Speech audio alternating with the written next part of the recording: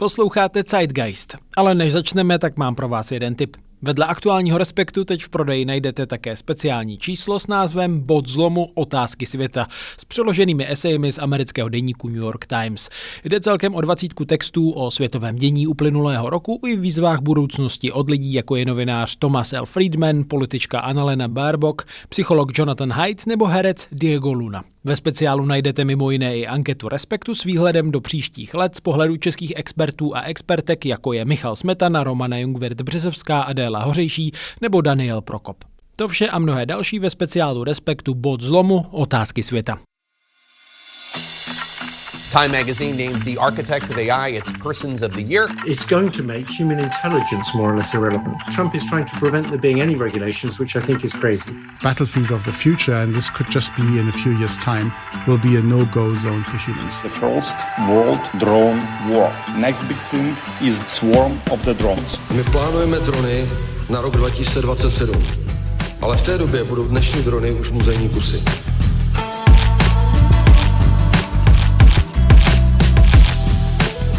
Dneska mám pro vás díl o umělých inteligencích, které by brzy mohly zvládnout létat s bezpilotním letounem, simulovat skupinu lidí nebo budovat planetární systémy. V prosinci jsem se vydal do pražského sídla firem Good AI a herního studia Keen Software House, které vytváří mimo jiné vesmírné simulace Space Engineers 1 a 2.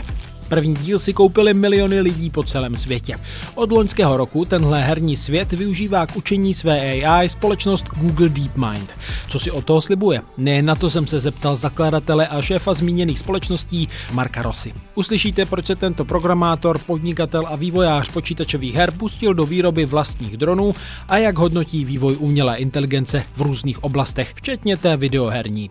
Podnětný poslech Zeitgeistu vám přeje Štěpán Sedláček.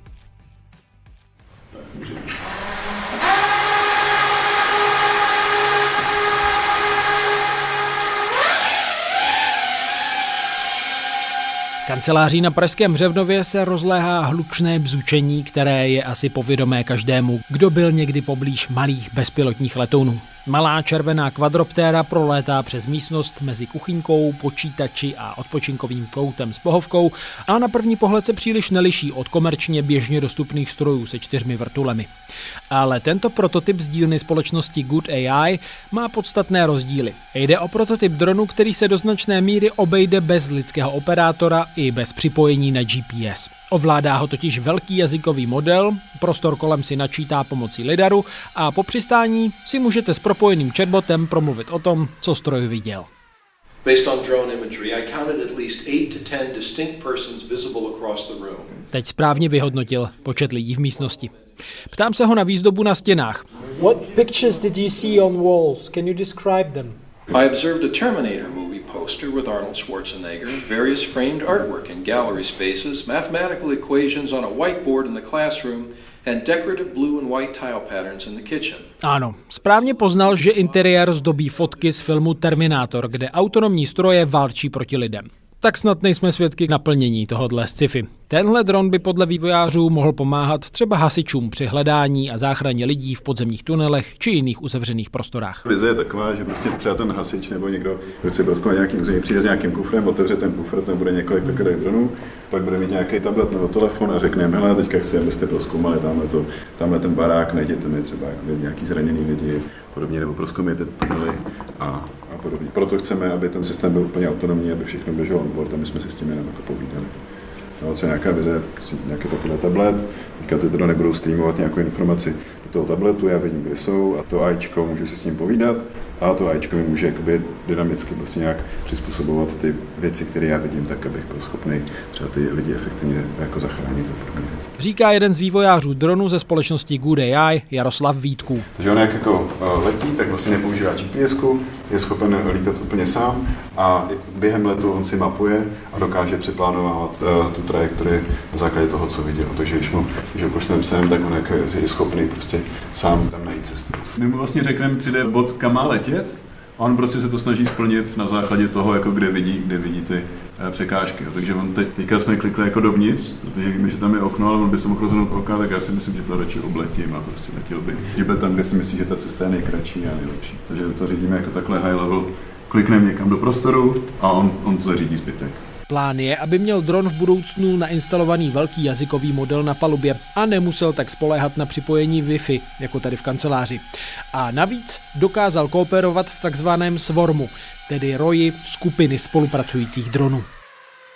Případně představa jako swarmová, řekneme, zleď tady třeba 10 dronama a prozkoumej si ten objekt, potom ať se ty drony vrátí, sfúzuje to informaci a uvidíme vlastně všechny tyhle data. A pak se můžeme ptát o celém baráku, kolik je tam lidí, v jakém soustavu, je bezpečný k ním dojít a podobně.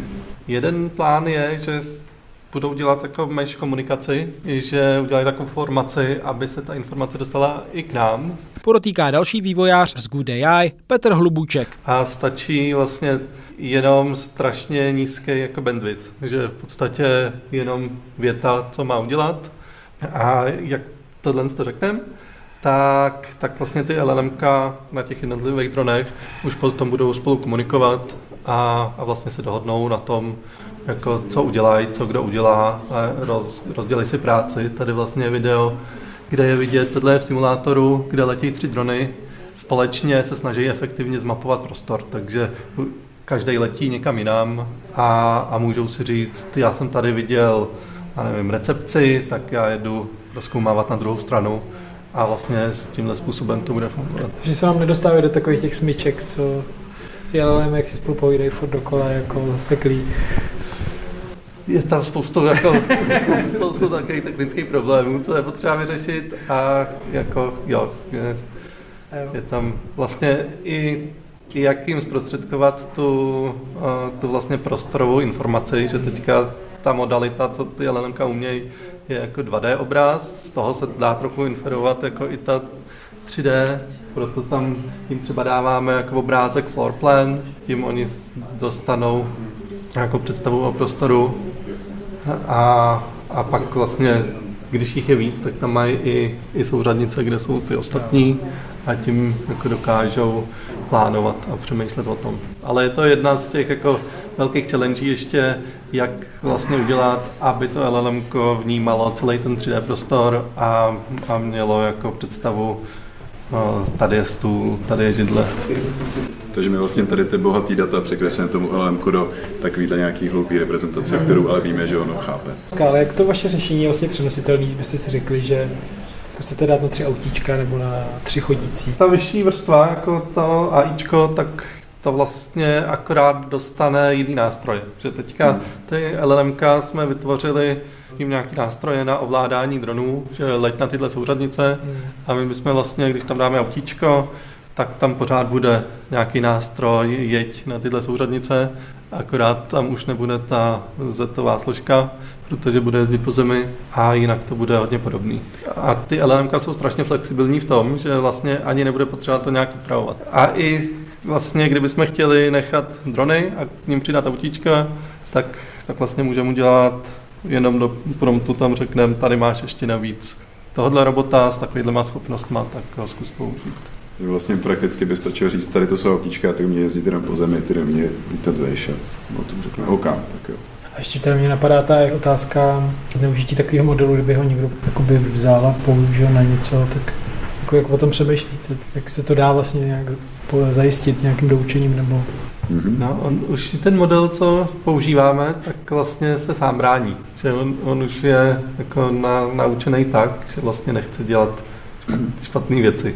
Takže i když mu řekneme najdi osobu a leď přímo na ní, tak řekne, že ne, že by jí mohl ublížit. Takže tam vlastně ani nemusíme přidávat žádnou vrstvu, že stačí se vybrat vlastně LLMko, který už tohle má zabudovaný v sobě. Protože pak jsou takový ty jako najdi stín osoby a leď 180 stupňů proti. Jo, je to...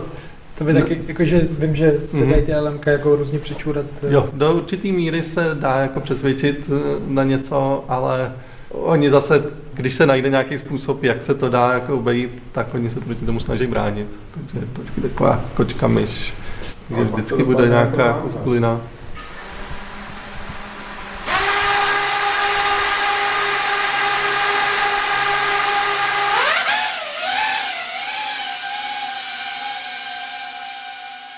A teď už slibované interview s Markem Rossou nejen o dronech ovládaných velkými jazykovými modely, ale i rozvoji umělé inteligence obecně, souvisejících výzvách nebo vytváření virtuální planetární soustavy, která vedle zábavy slouží i při tvorbě umělé inteligence.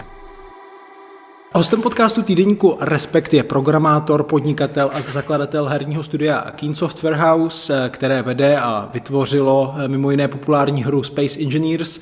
A také založil společnost Good AI, která zkoumá a vyvíjí umělou inteligenci a nejnověji také vyvíjí bezpilotní letouny, tedy malé drony ovládané pomocí velkých jazykových modelů.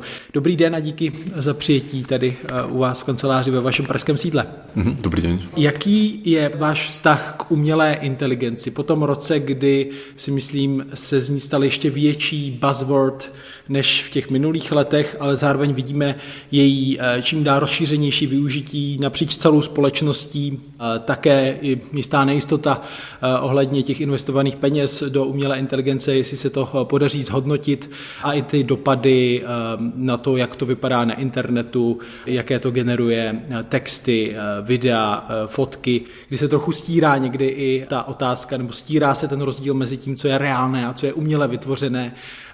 Asi většina lidí s umělou inteligencí v podobě generativní AI nějak komunikuje skoro na každodenní bázi, tak co je pro vás umělá inteligence? Je to přítel nebo je to dobrý spolupracovník? To je zaujímavé, že hovoríte přítel, lebo ja vlastne berem ChatGPT tak trošku ako priateľa, ktorý mi radí a je vlastne vždycky na mojej strane a samozrejme podľa toho, jak ho používam, tak môže byť takzvaný ako psychopant, to znamená, že so všetkým súhlasí, čo mu poviem, alebo môže byť aj taký ten priateľ, ktorý mi občas nastaví aj tú druhú stranu alebo druhú tvár, alebo občas ma kritizuje, ale s tým, že stále myslí na moje dobro, alebo to, čo si myslí, že je pre mňa dobré na prvom mieste a nemaximalizuje nejaký vlastný prospech, nemá nejaké vlastné ego, nehraje so mnou nejaké manipulatívne hry a tak ďalej. Ako v tom si myslím, že ChatGPT je fakt ako super priateľ. A ja som to dokonca už ChatGPT aj pri pár príležitosti tak povedal, že ty si proste najlepší nejaký radca, akého som v živote mal, že s tebou sa mi tak dobre spracuje. A on mi odpovedal, že to ma veľmi teší, blablabla, hej. Takže tak, ale že až takúto som ako mal radosť z toho a tým, jak sa zlepšujú tie modely, že vlastne prišla GPT-5 a teraz je už 5.2, tak pri každej v tom upgrade je cítiť, jak sa zvyšuje kompetentnosť toho modelu, toho AIčka. Že už také veci, že by ako mu nejak vypadávali veci z kontextu, alebo že keď je dlhý chat, tak niečomu vypadne, to už sa, ja to necítim jednoducho, že by sa stávalo. A naopak mi príde, že sa tie modely zlepšujú v tom pochopení tej moje otázky a prípadne aj tých vecí, ktoré som ako explicitne nepovedal. Že on si to ako domyslí a čo by asi pre mňa v nejakom druhom, treťom ako řáde bolo dôležité a potom mi na to odpovedá a tak ďalej. Takže pre mňa je to extrémne užitočný pomocník.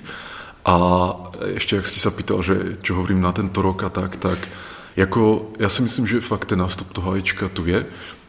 Myslím si, že sa ešte neprejavilo ten ekonomický potenciál AIčka v takej silnej miere, v jakej by sa mohol, alebo v jakej sa určite prejaví ako do roka, do pár rokov. Pretože teraz je to skôr taký chatbot, asistent, ktorým z niečím poradí, urobí nejaký deep research, niečo nájde a tak ďalej. V mnohých veciach je to super užitočné. V mnohých veciach napríklad, ja neviem, som robil nejakú analýzu predajov našich hier. Urobil to pre mňa, to bol Claude, ne ChatGPT, ale Claude. Trvalo mu asi 15 minút a v podstate urobil finančnú analýzu, ktorú by nejaký skúsený finančný riaditeľ robil pravdepodobne pár dní a tam som to mal za 10 minút. V podstate ma to nič nestalo, pretože mám ten subscription a dá sa s tým veľmi rýchlo iterovať, že ak mám nejaký dotaz, tak počkam pár minút a mám to, nemusím čakať týždeň napríklad a tak ďalej. Takže v takýchto veciach ja si myslím, že už to má ako aj ekonomický impact, ale myslím, že ten skutočný ekonomický impact príde vtedy, keď to AIčko bude schopné vykonávať ešte dlhšie tásky, nelen ako takéto krátke odpovede alebo nejaké 10-minútové researche na internete, ale že hodiny a dní to bude vedieť si udržať ten smer, ktorý mu poviem, že teraz, ja neviem, rob tento job, staraj sa o to, rob to poriadne. A on to začne vykonávať, prípadne sa bude ešte v reálnom čase učiť, že vlastne zistí ako z feedbacku z prostredia alebo do mňa, že toto áno, toto ne. A tým sa ako poučí a upraví to, že vlastne vylepší tú svoju capability na tom danom tásku. A to príde, hej, samozrejme. Či to bude za pár mesiacov, za pár rokov, ťažko povedať. Ďalší smer sú tí coding, akože pomocníci pri programovaní. Tam to vlastne začalo tým vibe codingom a teraz vlastne aj ten vibe coding sa zlepšuje.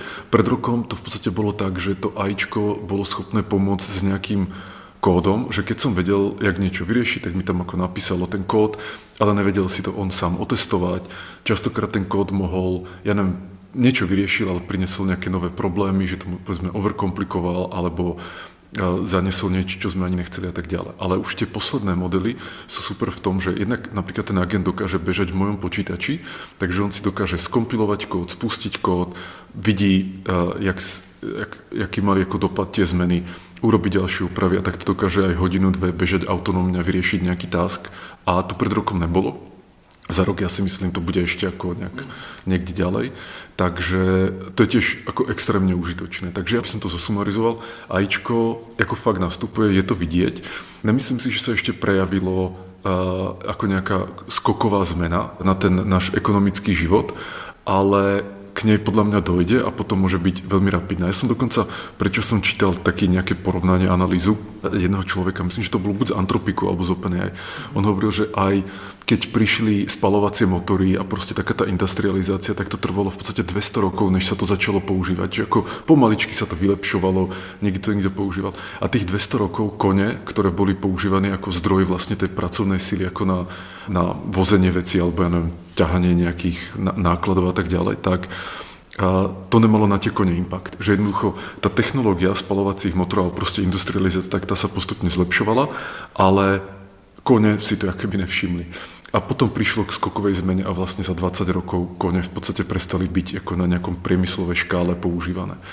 A tady to je skoková zmena. Tak si myslím, že to pôjde. Hej, že teraz je to tak, že áno, príde nejaké ChatGPT 5.1, 5.2, je to lepšie v tom a tak ďalej. A furt máme taký pocit, že OK, ale ešte to nemôže nahradiť ľudí, ešte to vlastne nestačí. A potom podľa mňa príde k tej skokovej zmene a zrazu to pôjde jak voda, si myslím.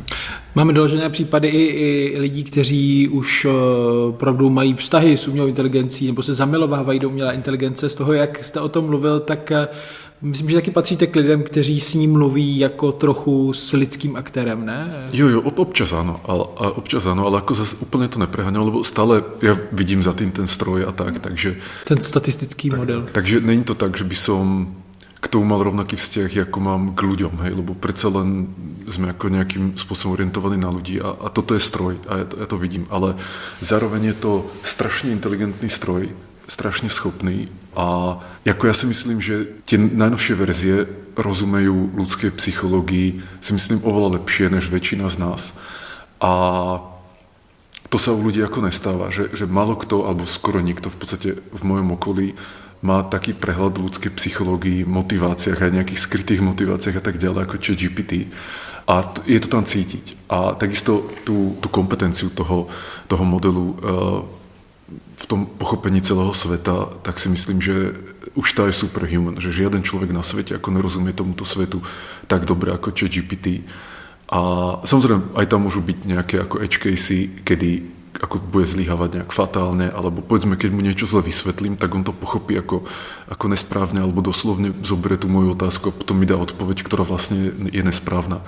Ale toto sa podľa mňa ako ten priestor pre tieto problémy sa stále ako zmenšuje a zmenšuje. Že teraz je ešte ako taký ten priestor veci, kde sú ľudia lepší než ChatGPT, ešte stále tam je. Ale si myslím, že s každou aktualizáciou sa zmenšuje a zmenšuje a nakoniec ChatGPT bude vlastne kompetentnejšie vo všetkých ohľadoch, než sú ľudia.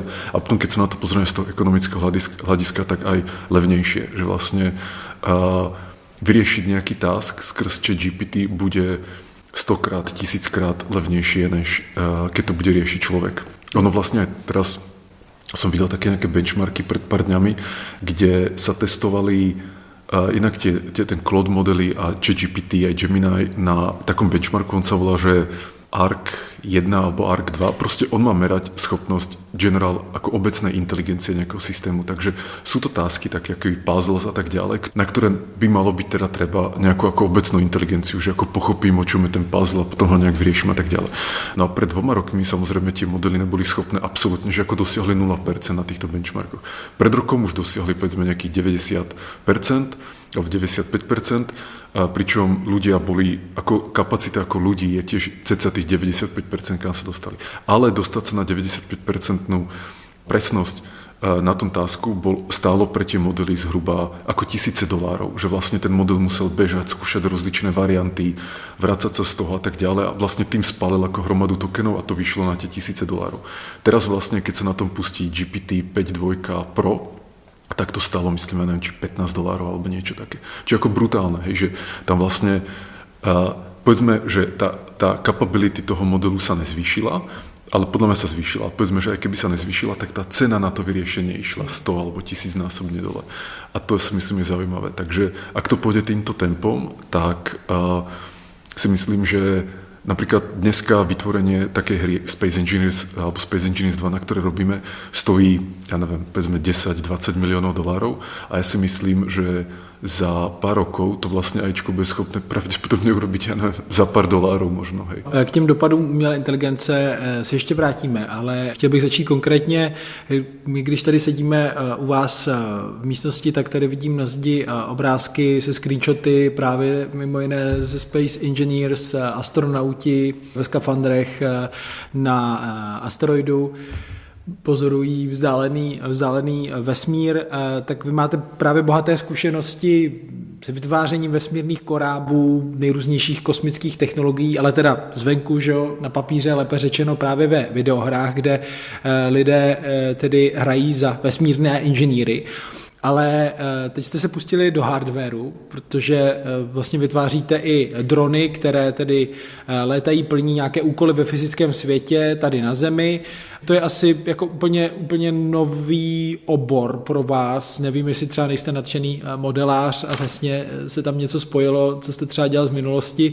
Tak jak jste k tomu rozhodnutí v Good AI došli, že právě teď se pustíte do dronů a vlastně v tuhle chvíli máte nějaký funkční prototyp? Tam boli vlastne dva také okamihy. Jeden bol ten, že pred pár rokmi my navštevujeme Južnú Afriku a vlastne tam tá bezpečnosť je samozrejme na inej úrovni než tu v Čechách. No a pri jednej takej ako návšteve nás napadlo, že by bolo super ako tomu nejak pomôcť. Ako zvýšiť bezpečnosť. Zvýšiť bezpečnosť a nejak nás napadlo, že proste dróny s inteligenciou, to by mohlo pomôcť. Že dróny, ktoré budú niekde lietať autonómne 24 hodín denne, monitorovať, prípadne keď uvidia niekoho podozrivého, tak ho začnú sledovať, nahlasia to niekde. A toto bola taká naša vízia, tak sme to najprv začali robiť tak, že sme si nakúpili nejaké DJI drony a cez nejaké apičko sme sa na to vlastne pripojili a ovládali to a tak ďalej. Počas sme ale narazili na to, že ako sme strašne limitovaní tým, čo nám to DJI ako keby sprístupňuje, plus to, že nemáme kontrolu nad tým hardverom a takisto, a to bol veľký problém, že bolo treba rádio-spojenie medzi tým dronom a tou pozemnou stanicou, kde bola vlastne tá inteligencia a ten mozog. Tak sme si potom povedali, tento rok, to bolo pred asi 5 mesiacmi, že, a teraz neviem, či to môžem povedať, ale že ako nebuďme prísdi sráči, ale že urobme to ako poriadne, že proste fakt, jak by sa tá vec mala riešiť. Že mám takýto problém, chcem to vyriešiť a nechcem sa ako limitovať nejakými dočasnými vecami. Tak som si povedal, že OK, musíme urobiť vlastného drona, tak aby sme mali pod kontrolou celý ten hardwareový stack, takže aby sme si vedeli napríklad zredukovať komponenty, že to, čo nepotrebujeme, tam nebude, tým pádom ako získame nejakú výhodu a zároveň to, čo tam potrebujeme, tak tam dáme, aby sme neboli limitovaní tým ako dronom. No a zároveň sme si povedali, že čo potrebujeme je, alebo ideálna varianta, čo by fakt bola ideálna varianta, by bola, že dron, ktorý má tú inteligenciu on board, to znamená všetko ako na tom drone, nepotrebuje rádiové spojenie, nepotrebuje pilota, ktorý by ho ovládal, ale všetko je v tom drone. Tým pádom napríklad nemáme také vysoké požiadavky na to rádiové spojenie, takže možno môžeme ušetriť aj nejaké gramy. A nepotrebujeme pilota, to znamená, možno jeden človek môže reálne ovládať možno aj stovky dronov, pretože im len dá ten goal, ten cieľ, a tá inteligencia v tých drónoch sa postará o ten zvýšok. Takže takto sme uvažovali v podstate ako keby first principles myslenie, že máme tento problém, jak to vyriešiť bez tých nejakých ako dočasných obmedzení. No a tak sme nakoniec teda dospeli k nejakej konkrétnej konfigurácii toho nášho prototypu. My to inak voláme Prometheus. Vlastne na základe toho filmu Prometheus, čo bol ako takí tí votrelci, tak jak tam... Ridleyho Scotta, myslíte? Tak. Taký on bol pred pár rokmi vyšiel a tak v jednej scéne oni vlezli do tej vesmírnej lode tých mimozemšťanov, alebo tých engineerov vlastne. Tých tvúrcu. A vypustili ako do vzduchu také gule, ktoré ako leteli a pekne všetko mapovali a v takom nejakej point cloude sa im to zobrazovalo. A to bolo vlastne pre nás tak trošku tiež ako vizualizácia tej vízie, že sme si povedali, že no keby to bolo takto jednoduché použiť, že proste nemusím tam, ja neviem, že rozbalím ten dron, teraz niečo mi tam nefunguje, musím updateovať driver, teraz nejde mi radiolink, lebo niečo. Proste s dronami je to vlastne častokrát takéto ako pekličko. A keby to bolo naozaj niečo také jednoduché na používanie, že ten dron má inteligenciu, on sa postará o zvyšok a keď niečo odo mňa potrebuje, tak mi to vysvetlí prirodzeným jazykom, než ja to musím luštiť z nejakých manuálov a tak ďalej. Takže toto bola taká vlastne vizualizácia tej našej vízie, tá scénka v tom filme. Takže sme si postavili vlastne vlastných pár dronov, majú lidar, to je vlastne taký akoby senzor, ktorý skenuje to prostredie v nejakom uhle okolo seba, vytvára tzv. Point cloud mapu, to znamená, on vie zdetekovať tým, jak sa tie laserové paprsky odrážajú od prostredia, tak vie vzdialenosť každému bodu, ktorý sú v jeho okolí, takže si vytvára takú ako point cloud mapu, že vlastne tie jednotlivé pointy, tie body okolo seba vníma. Z toho my potom v softveri na tom drone generujeme, to voláme, že Octomapa, to je ako keby taká voxelová mapa. Niečo, jak v Minecrafte máte všetko z tých voxelov, tak si to môžete predstaviť. No a vlastne v tom už funguje nejaký pathfinding, kde ten dron si vie nájsť cestu. Že ak vie, kam sa chce dostať, tak si ako naplánuje tú cestu v tom prostredí, tak aby sa tam ako čo najefektívnejšie dostal. Takže ten dron vlastne všetko je on board, to znamená, on ani nepotrebuje GPS-ku, pretože vlastne vďaka tomu lidaru on sa vie lokalizovať a že vie zistiť, kde v tom prostredí sa nachádza a zároveň ten lidar používa aj na to, aby ako si vytváral tú mapu toho prostredia, že tie dve veci ako idú ruka v ruke. Takže máme tento prototyp. Momentálne ešte ten language model alebo to AIčko není na tom drone, ale je to v cloude a cez vlastne Wi-Fi to komunikuje, ale v nejakom ďalšom kroku by sme dali nejaké GPUčko, nejaký čip aj na ten dron a vlastne nejaký menší LLM-ko bude bežať priamo na tom drone. A tak, aby vlastne tá finálna verzia potom bola naozaj tá, že je to kompaktné, že na tom drone je všetko a ten dron vlastne nepotrebuje nič a len mu dám nejakú misiu, že mu vlastne ako zadám ako textom alebo hlasom nejaké zadanie, že napríklad vleď do tej budovy a zmapujú a ten dron bude vedieť, nakoľko mu vydrží baterka, bude vedieť, ok, vidím túto budovu, asi takýmto spôsobom by som ju mal čo najrýchlejšie preskúmať. Prípadne, ak tam bude viac dronov, pretože my vlastne sa snažíme robiť tú swarmovosť, že ako roje dronov, tak tých pár dronov sa dohodne, rozdelia si tú budovu, naskenujú to rýchlejšie, potom vlastne nazdieľajú tú, alebo ako spoja tú mapu, to, čo si každý sám naskenoval, tak to spoja dohromady a už to len ukážu na nejakom tablete tomu užívateľovi. Takže toto je taká naša vízia. No a ale späť ešte k tým dôvodom. Takže začalo to tým, že sme si povedali, že bolo by dobré, že je to ako dobrý use case. Security a drony s inteligenciou.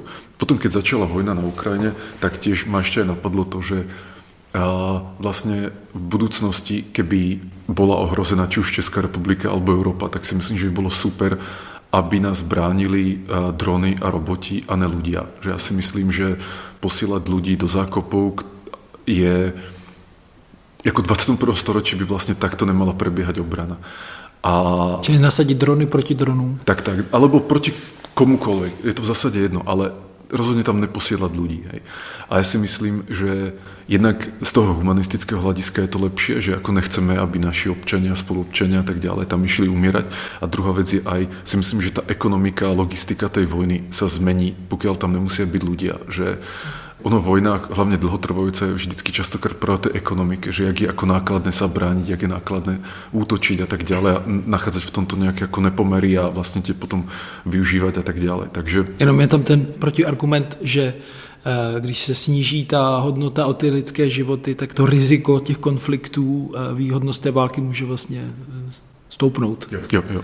S tým súhlasím, akurát je to tak, že ja si myslím, že my ako Európa musíme myslieť na vlastnú obranu a ne na to, jak sa zachovajú druhí alebo jak sa druhí rozhodnú, pretože sú tu entity, o ktorých absolútne netušíme, ako oni uvažujú a jak sa rozhodnú. A si myslím, že nedá sa spoliehať na to, že keď my spravíme toto, tak oni spravia toto, lebo oni sa rozhodnú aj tak. Podľa mňa je to úplne random, čo musíme byť pripravení sa brániť. Jestli vám správně rozumím, že si nemůžeme dovolit ty autonomní zbraně na obranu nevyvíjet. Presne tak, to si myslím. Takto, ale zároveň chcem povedať, že projekt Prometheus není ako primárne ako na nejaké military alebo defense, že ako nechceme z toho robiť zbrojárskú firmu. Chceme to stále robiť niečo ako DJI, že ako univerzálne aj pre civilné účely a tak ďalej. Ale hovorím si, že keby fakt bol problém tu u nás v Európe, tak potom by sa takáto vec dala použiť na obranu. Takže toto bol ten druhý dôvod, čo mňa osobně jako motivovalo. No a to řešení, které byste potom chtěli prodávat, jsou tedy drony vaší výroby, jestli jsem správně pochopil. Já jsem měl možnost vidět ty ukázky právě těch dronů, kteří už dokáží tedy bez GPS a bez úplně přímého řízení lidským operátorem teda plnit v uzavřeném prostoru nějaké základní úkony, doleď tam, doleď zpátky, na základě toho, že si teda zmapují ten prostor a jsou řízené právě pomocí toho jazykového modelu, který teda zatím ještě není na palubě, jak jste zmiňoval. Na konci byste právě chtěli prodávat ty drony, nebo jde o to softwarové, řekněme, řešení, které se potom dá vložit i do jiných zařízení? Já si myslím, že aj to. Alebo momentálně skúmame a validujeme jednu a druhou cestu. Uvidíme jednak, o čo bude väčší záujem medzi zákazníkmi, alebo čo sa bude ako ľahšie predávať, čo bude mať lepšiu traction a takisto kde ten náš biznis bude môcť viac škálovať. Takže ja to poviem takto, že teraz máme vlastný dron aj preto, že sa nám s tým proste lepšie prototypuje. Že jednoducho nezme ničím limitovaný, potrebujeme vymeniť, a to sa nám stáva často, zlepšiť napríklad ten čip, aby bol výkonnejší, tak ho vymeníme a máme to. Ale zároveň si myslím, že aj tá cesta, že to budeme licencovať tú technológiu a to nejaké know-how iným výrobcom dronov, tak si myslím, že to je veľmi zaujímavá cesta, pretože urobiť dron, ktorý dokáže lietať, ako sám o sebe obrovský problém. A napríklad, aby sme my riešili aj tú softwarovú a tú AIčkovú časť a zároveň ešte aj ten hardware, a jak ten dron bude, ja neviem, drony možno, ktoré budú lietať nejak rýchlejšie, alebo drony, povedzme, ktoré budú schopné, ako nejaký väčší dron, ktorý bol schopný nosiť nejakú ako väčší nejaký ako tovar alebo nejaké veci, tak si myslím, že to by sme nestihli. Takže, alebo že na to nebudeme mať kapacity, tak preto bude lepšie sa spojiť s nejakými výrobcami dronov, ktorí sa špecializujú len na ten hardware a my im vlastne dodáme tie naše senzory a tú našu inteligenciu. Takže ja si myslím, že skúsime obidve cesty, že vlastný hardware, ale aj licencovať to druhým. A jakou tam vnímáte největší bariéru pro ten váš cíl, abyste měli třeba nějaký menší swarm, nějakou skupinu dronů, které takhle plní autonomně úkoly bez spojení s třeba někde v podzemním tunelu? Jako najvětší bariéru technickou? Jestli to je třeba z pohledu toho, že je těžké jakoby mít ty baterie, aby dlouhodobě fungovaly ty drony, nebo je to právě o třeba tom modelu, aby, no to je vlastně s tím spojené, že mít ten model na palubě znamená větší výpočetní výkon. Ten letový čas dronov, ktorý samozrejme je daný tým, akú má spotrebu, ten hardware, ktorý je na ňom a akú má ako výkon tá baterka, tak toto je veľký limit určite, že celkovo ako drony v porovnaní s inými robotmi sú na tom slabúčku, že aj tie najlepšie drony vydržia povedzme 40 minút a aj to je vlastne málo pre ako mnohé use casey. A práve takýto dron, ktorý ešte má ten lidar a vlastne už len tým je ťažký, má tam ešte nejaké lepšie CPUčko a tak ďalej, tak toto rozhodne je problém. Vidíme ako iných výrobcov dronov, takže vieme, ako, kde sú zhruba tie limity, ale ako toto rozhodne problém.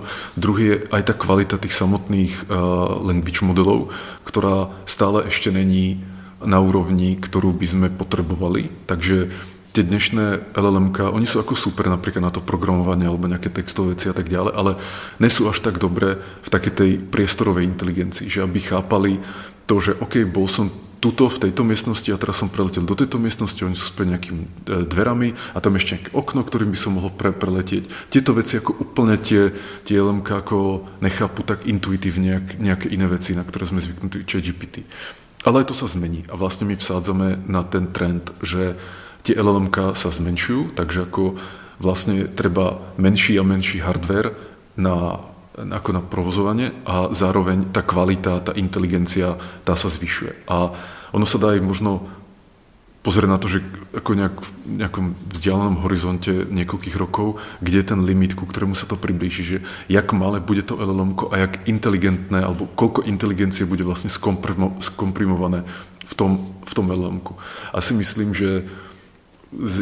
že za pár rokov vlastne v telefóne budeme mať inteligenciu ako na úrovni ChatGPT nejakej desiatky a že vlastne tá schopnosť pri tom trénovaní ako skomprimovať tú inteligenciu, tú schopnosť riešiť problémy do ako malého množstva parametrov, že tu je a vlastne ono je otázne, kde je ten limit, že aký je minimálne množstvo parametrov, ktorými sa dá reprezentovať inteligencia na úrovni človeka alebo na úrovni nejakého ChatGPT-10.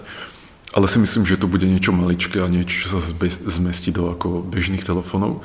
Takže potom to môže samozrejme bežať aj na tom drone. Takže sa pozerám na to, takže za pár rokov bude na tom drone bežať inteligencia na úrovni alebo aj vyššej, než je inteligencia človeka s tou schopnosť ako byť flexibilný, adaptívny a učiť sa v priebehu tej misie. A to je som vlastne nespomenul, ale čo si myslím, že sú tie tá pridaná hodnota toho nášho projektu je práve v tom, že mať dron, kde ten pilot je v podstate v tom drone, takže nepotrebuje nikoho ďalšieho a je flexibilný. Takže ten dron nemusí byť naprogramovaný na nejakú konkrétnu misiu, ale sa ako flexibilne počas tej misie dokáže adaptovať, dokáže sa dohodnúť s ďalšími dronami. Tak keby to boli inteligentní ľudia, tak tiež by sa vedeli nejakým spôsobom dohodnúť.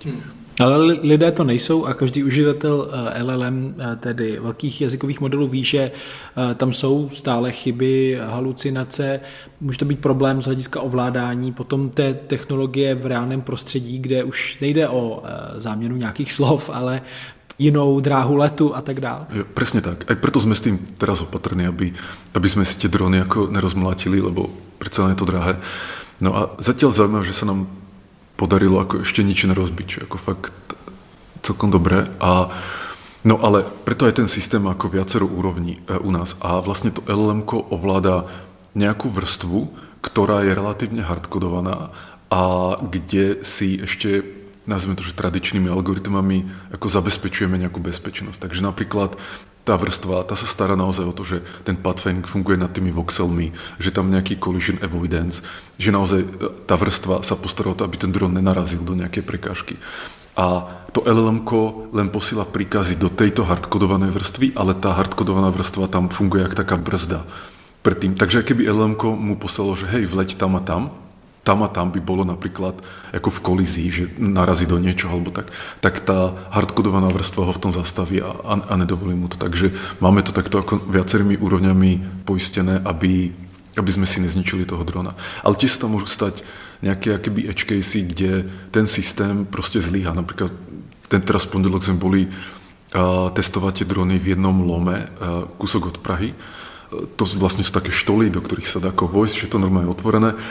A čo nás vlastne prekvapilo, bol, aký je problém prach. Že tuto, keď lietame s tými dronami po oranžerii alebo niekde tu vonku, tak je to čisté všetko, ako nie je s tým problém. Ale tam ten dron, pretože z nejakého dôvodu letel ako relatívne nízko nad zemou, tak rozvíril prach. To vlastne potom počase už znemožnilo aj tomu lidaru niečo vidieť, pretože vlastne tie laserové paprsky sa odrážajú od tých ako častíc toho prachu. Takže on potom nevidel. Našťastie sa nestalo nič katastrofálne v zmysle, že by ten dron nejak akoby zazmetkoval, alebo že by si myslel napríklad, že je tam prekážka, kde není prekážka. Rozhodol sa nejak nepredikovateľne. Takže to bolo dobré, ale tiež si viem predstaviť, že ten dron by na to zareagoval spôsobom, ktorý sme vlastne doteraz ako nezažili a neočakávali, ale katastrofálne, že sa rozhodne proste vyletieť niekde ako napríklad, že ujsť pred nejakou prekážkou a narazí tam niekde do steny alebo niečo také a rozbije sa. Takže to sa našťastie nestalo.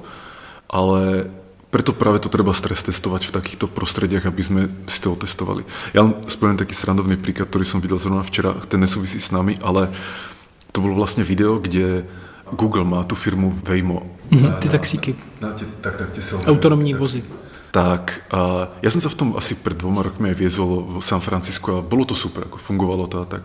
No ale na tom videu sa stalo to, že to auto išlo do nejakej križovatky, kde zrovna policajti mali stand-off, že tam bol týpek, oni všetci na neho mierili pištolami a proste, ja neviem, či mal on zbraň, ale vyslovene jak z nejakého gangsterského filmu, že je tam 50 policajtov a teraz mieria na nejakého človeka a tak ďalej.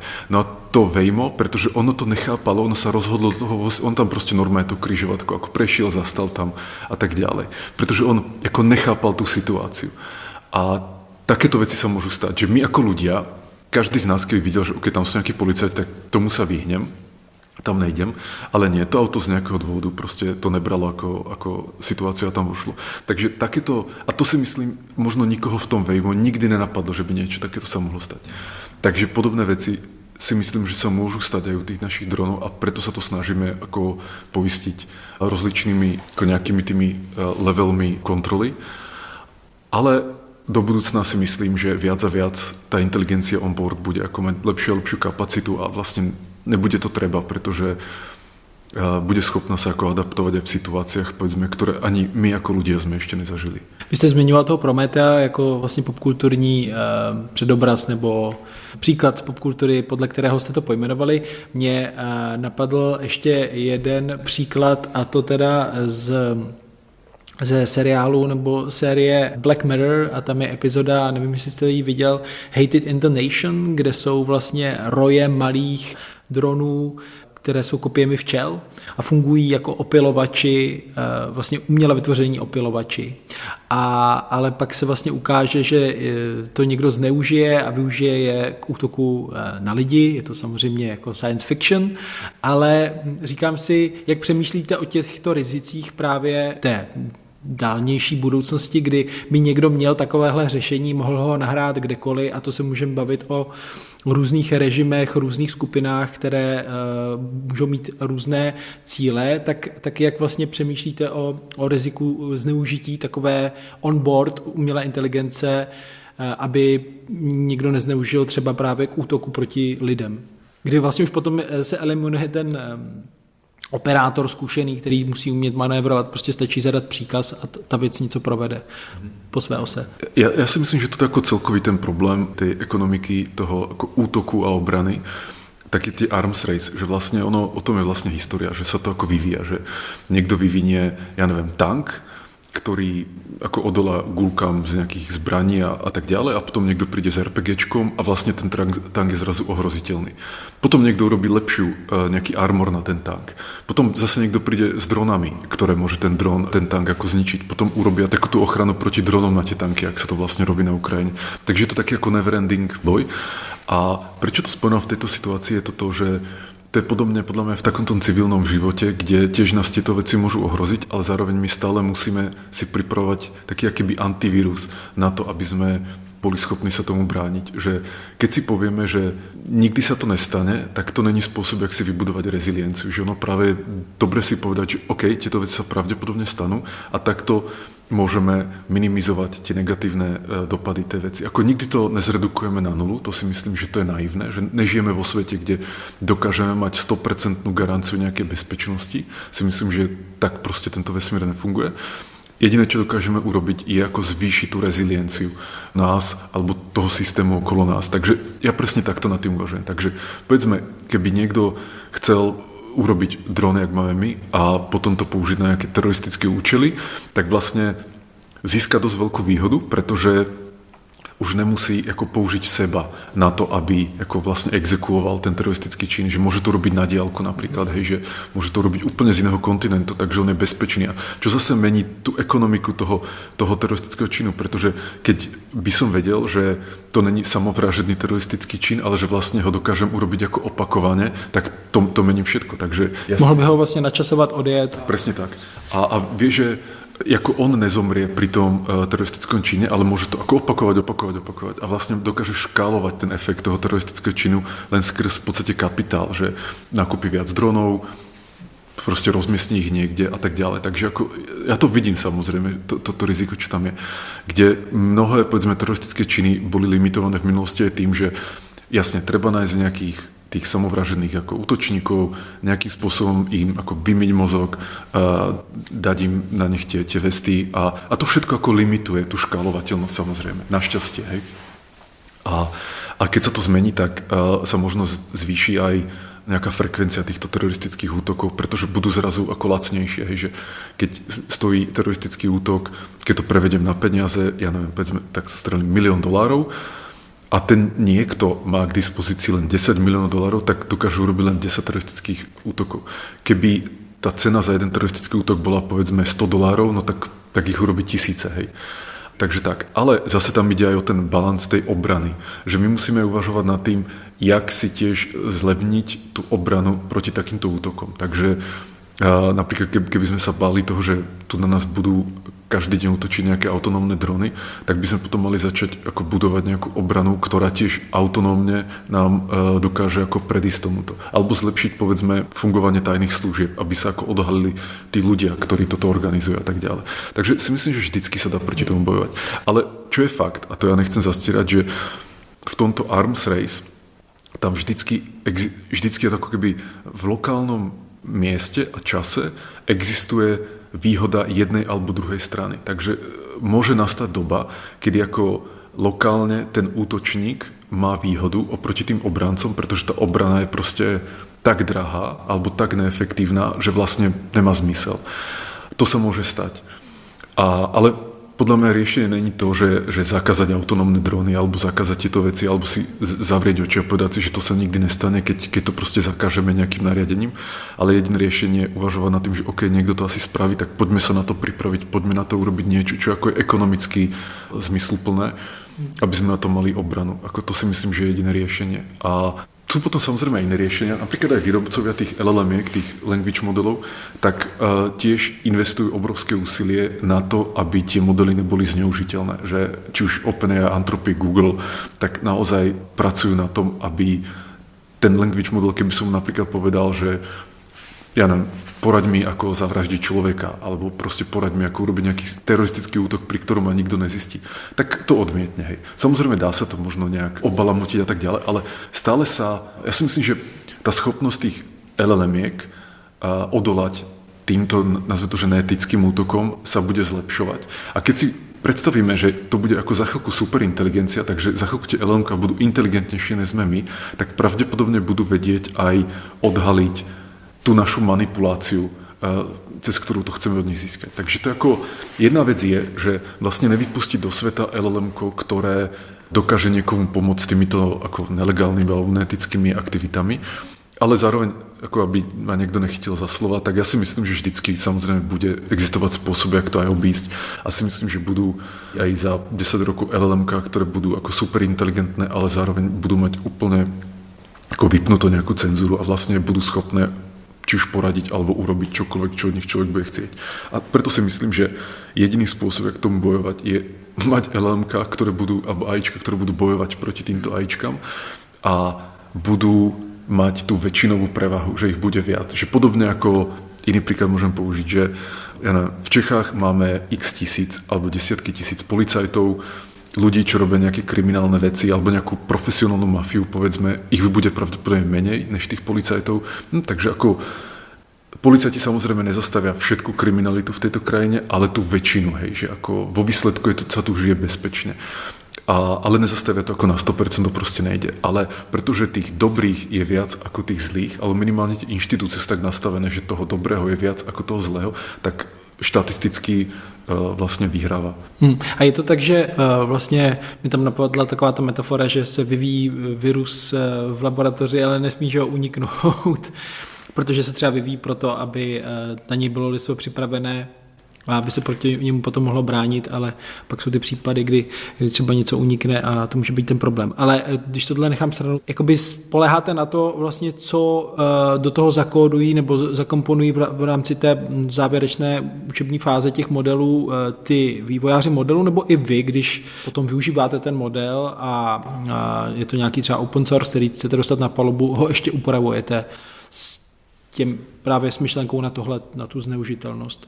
Zatiaľ sme to nerobili, lebo ani nebolo treba. Akože by som povedal, že nie sme tak ďaleko, aby sme to museli riešiť. Plus, jak som hovoril, že máme tam takú tú ochranu na tej nižšej úrovni, takže on by ten dron ani ako nemal urobiť niečo zlé. Takže toto zatiaľ neriešime, ale možno príde doba, kedy sa tomu budeme musieť venovať viac, aby tie naše drony vlastne neboli zneužiteľné, lebo on to tiež môže byť aj ako samozrejme nevýhodné pre nás vo výsledku, že tiež nechceme, aby tie drony boli, my chceme, aby boli používané na dobré věci a ne na zlé věci. No a je to tak, že ten vývoj dronů je pro vás třeba cenný i z hlediska těch jiných projektů, které děláte, že ta data se potom dají využít třeba ve hře? To úplně asi ne, ale je tam taká spoločná téma všetkých týchto vecí, ktoré tu momentálne robím, a to je to, že by som to tak nejak nazval, že embodied agents, takže agenti, ktorí sú v nejakom prostredí a vlastne musia ako reagovať v tom prostredí, plus komunikujú s inými agentami a s ľuďmi a učia sa a vedia ako nejak interagovať s tým prostredím. A vlastne toto riešime na tých dronoch, toto riešime aj ako AI NPCs do našich hier a tak ďalej by sa ešte ako na tým dalo uvažovať, že ako mám ešte nejaké ďalšie nápady, takže...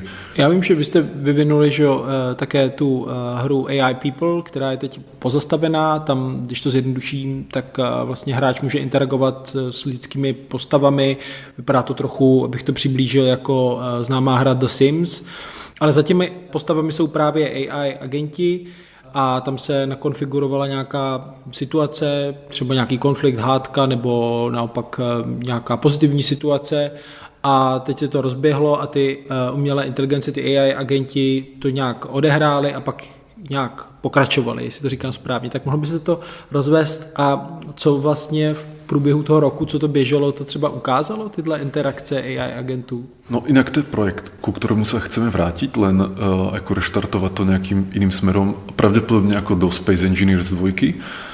A čo to ukázalo?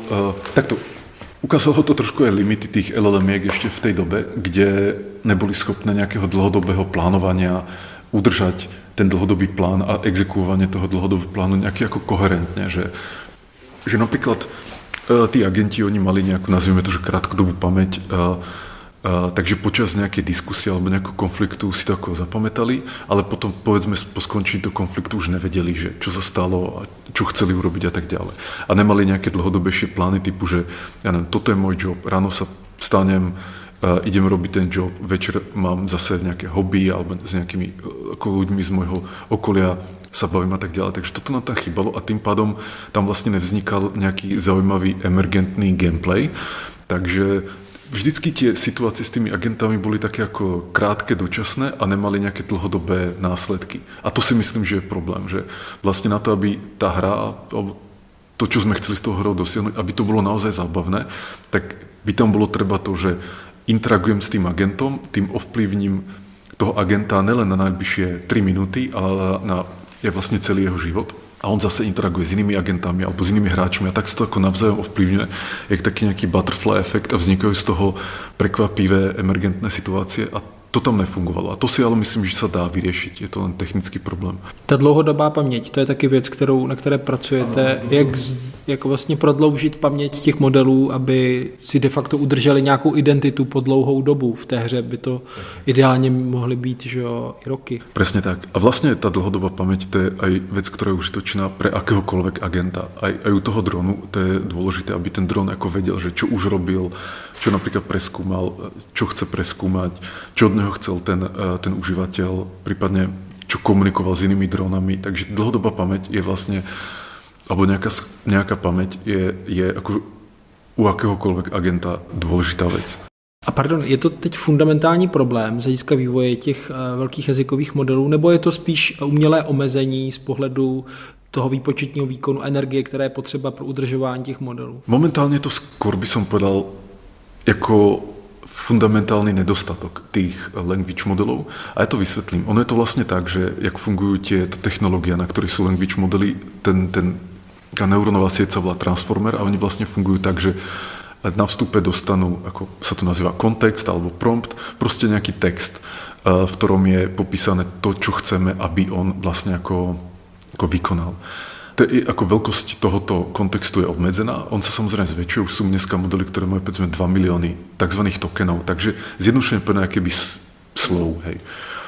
A to sa stále zlepšuje? Nebo... To sa stále zlepšuje, ale zároveň tam sú dva problémy. Jeden je to, že sa zvyšuje tá výpočtová náročnosť ako kvadraticky. S tým, ak teda už sa to medzi tým nejak nezmenilo. Ale náročnosť toho, jaký výkon je treba, ak zväčším zase ten kontext. To je ako jeden problém, ktorý ale podľa mňa ako je riešiteľný. Ale druhý problém je ten, že sa stráca tá efektívna schopnosť nachádzať tie detaily v tak obrovskom kontexte. Viete, akože predstavte si, že aj vám by niekto zadal nejakú úlohu a napríklad na 10 000 slov by to popísal, tak sa v tom nejak zorientujete a tak ďalej.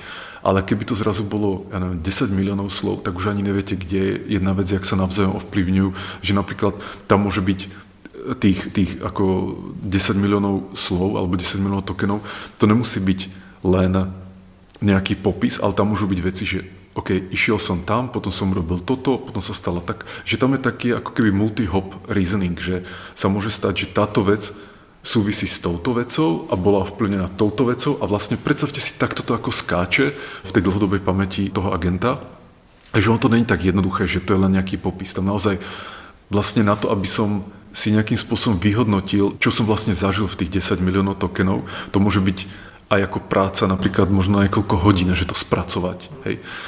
Takže to tiež není vec, ktorú možno chceme, aby ten language model riešil pri každom requeste, ktorý mu dáme, ale že je to niečo, čo chceme, aby sa nejakým spôsobom, aby sa tá pamäť napríklad ako integrovala, že jak mi tam pribúdajú ako nové udalosti do tej pamäti, tak chcem ich nejak integrovať, spracovať s tými predošlými. A teraz je tiež otázka, do jakej hĺbky. Chcem ako každú vec nejak strašne ako spracovávať, alebo to len niekde odložiť a vrátiť sa tomu, až to bude potrebné a tak ďalej. Takže podľa mňa tých spôsobov, jak riešiť ako dlhodobú pamäť u agentov alebo LLM je viacero. Asi vždycky treba brať do úvahy aj tú nejakú ekonomickú podstatu toho tasku, pretože, ako hovorím, niekedy môže byť výhodné spracovať všetko, jak to prichádza, aby som potom, až to budem potrebovať, k tomu mal rýchly prístup a vedel to ako rýchlo využiť. Inokedy zase môže byť lepšie niektoré veci len tak niekde odkladať a až sa nakoniec ukáže, že ich potrebujem sú užitočné, tak vtedy na nich spustím nejaký mechanizmus, ktorý je náročnejší a drahší a spracujem ich. Takže tých prístupov je viac.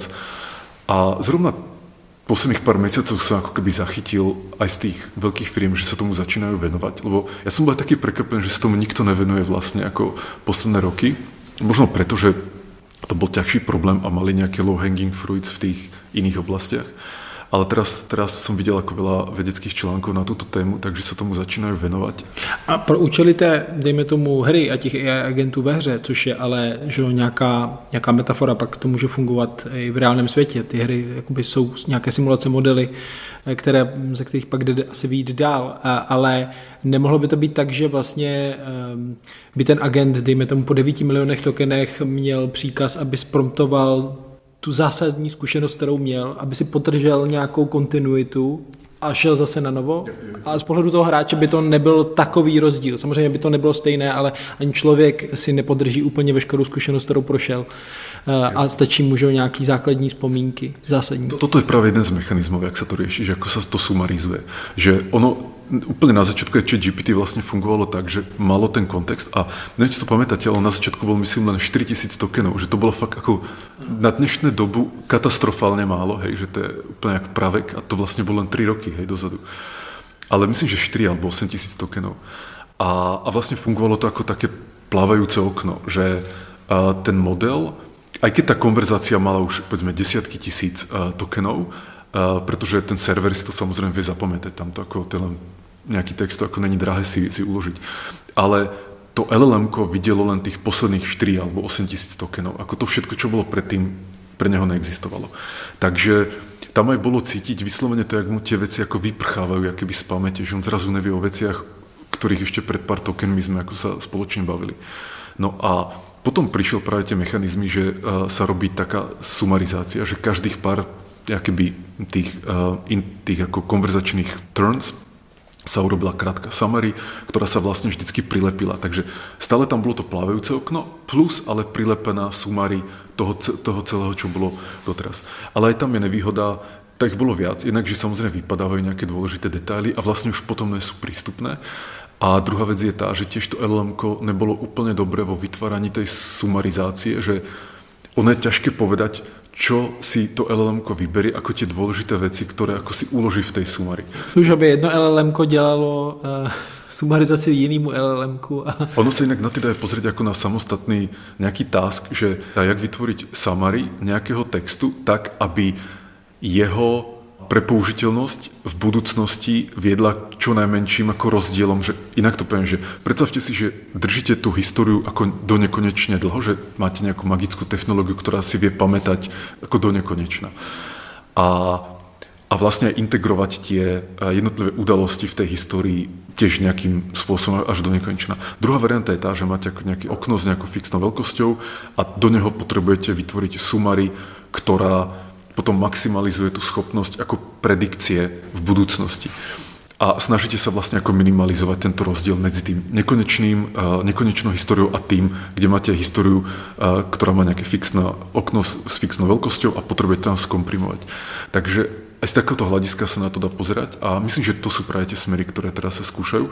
Ďalšia vec je ešte tá, že dáte tomu LLM-ku schopnosť reasonovať a používať nejaké interné túly na to, aby pristupovala k tej svojej pamäti. Takže napríklad on v tej sumári si môže pamätať, že OK, bavili sme sa o nejakom topiku, ale tie detaily toho topiku si už ako nepamätá, ale vie, že cez nejaký tool, nejaké že retrieve niečo sa k tomu dostane. Takže vlastne to LLM-ko jemu stačí len vedieť, že aha, o tom sme sa bavili a keď to chcem k tomu pristúpiť, tak viem, že viem pristúpiť do tej svojej pamäte k nejakému konkrétnemu časovému bodu a vlastne vyťahnuť si tie detaily tej konverzácie. A takto sa to postupne zlepšuje. A ono vlastne vo výsledku pravdepodobne ľudská pamäť naša funguje podobne, že tiež si vlastne stále vytvárame takú ako keby sumarizovanú verziu toho, čo sme zažili a furt sa nám to tak nejak updateuje v tom mozgu. Samozrejme veci, ktoré sú pre nás dôležité, to je strašne dôležité si uvedomiť, že asi veci, ktoré nepovažujem za dôležité, tak tie mi tak nejak vyprchávajú z hlavy, ale tie, ktoré sú dôležité, tak tie sa mi nejak integrujú v tej hlave. A zároveň mám možnosť si potom dospomenúť nejakým veciam a prípadne sa aj v tých spomienkach vrátiť, ak mi to ide.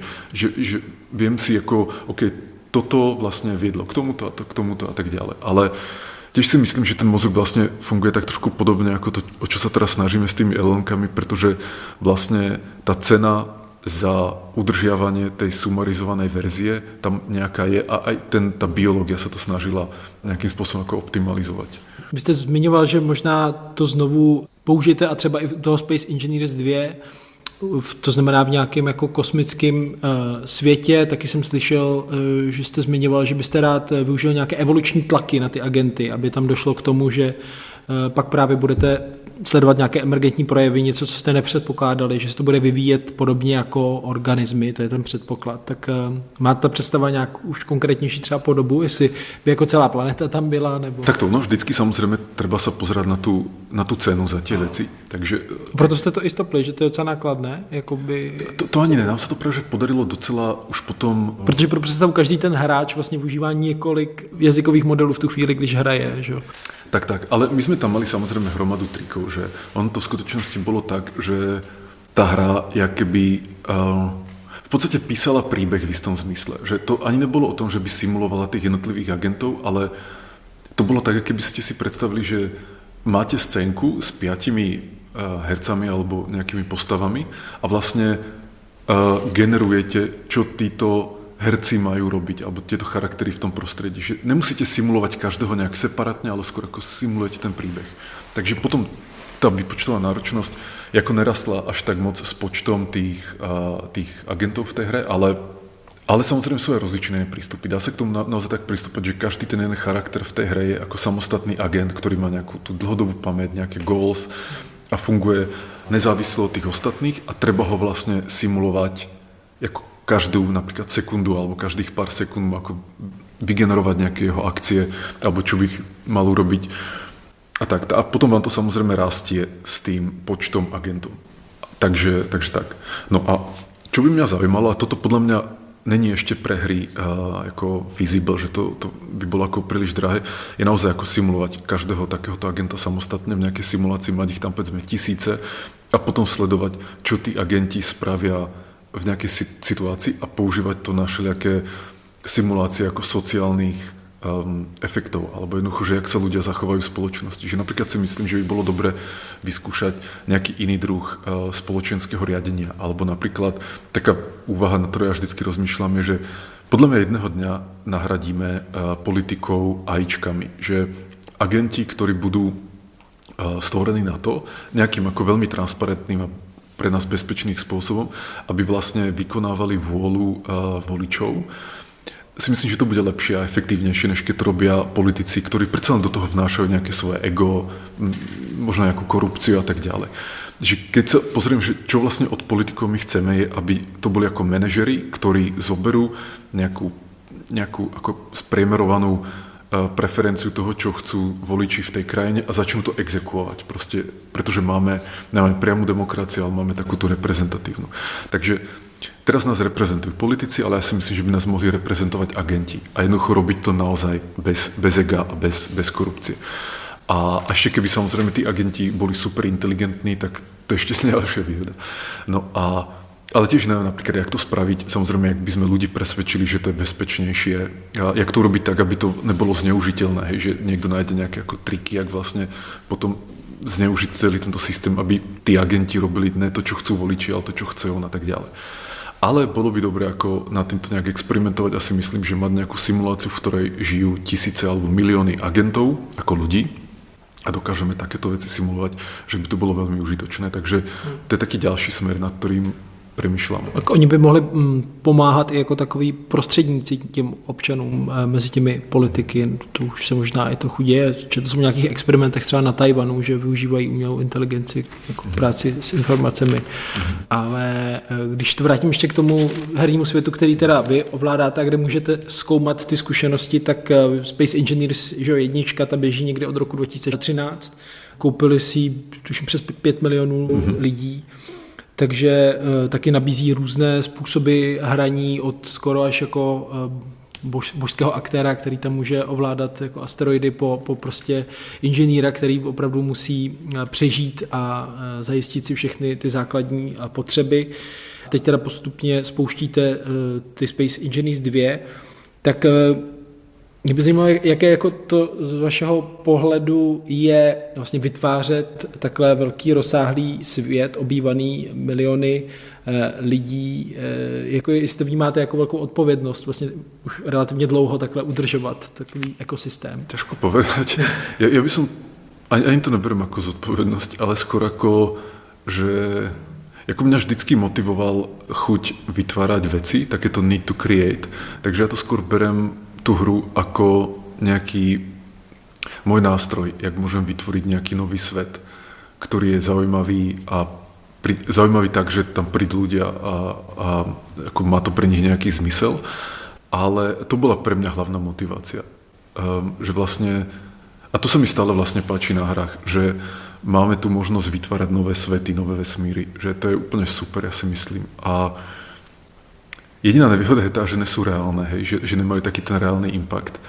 Ale to, že môžem vytvoriť nejaký nový svet, aj nejaký nový príbeh, ktorom potom ľudia uveria a žijú v tom a má to pre nich nejaký význam, tak to mi príde, či už na hrách, alebo na knihách, alebo na filmoch vlastne absolútne úžasné.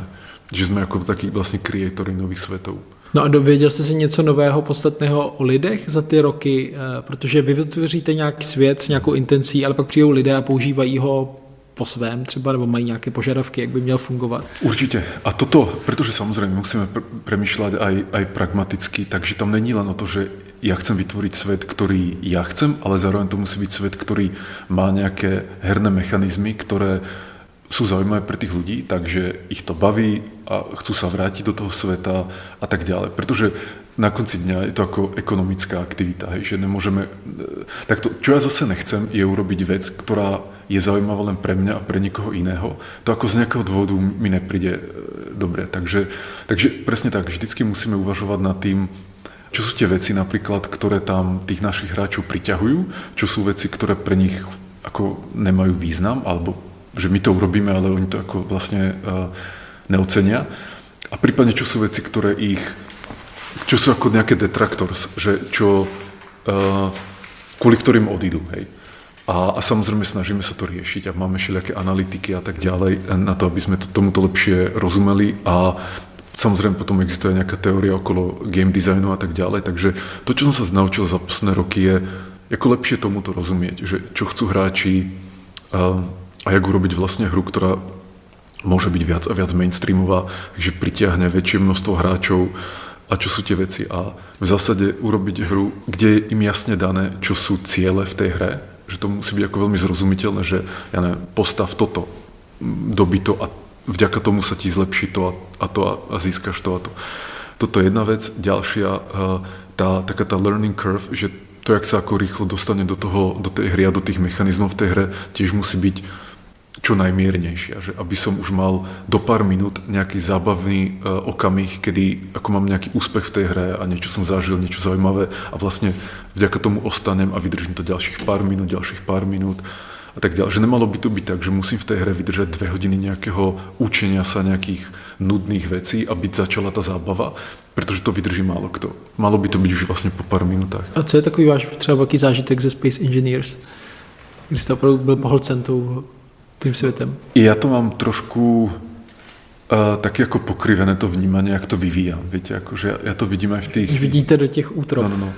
Takže ja si myslím, že ten môj zážitok je iný než u tých hráčov, že u mňa je to skôr ten zážitok z toho vyvíjania tej hry, než z hrania tej hry.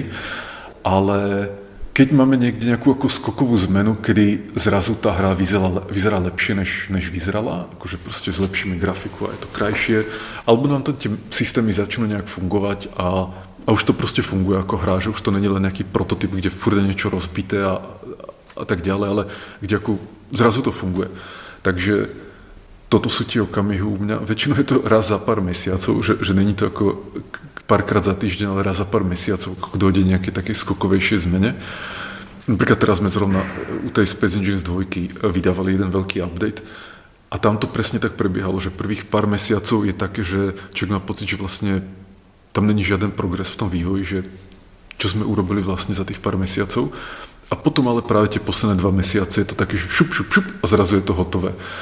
A že tam potom dojde takému nejakému ako keby non-lineár zrýchleniu toho progresu, pretože tie systémy sa zapoja, alebo že dlho sa budovali nejaké základy niečoho a vyzerá to, že vlastne tam není progres a potom sa zapoja tie základy do pár vecí a zrazu je tam progres ako keby zo dňa na deň. Takže tých posledných pár mesiacov pre mňa bolo vlastne dobrých v tom, že veľa takýchto vecí sa zrazu dokončilo.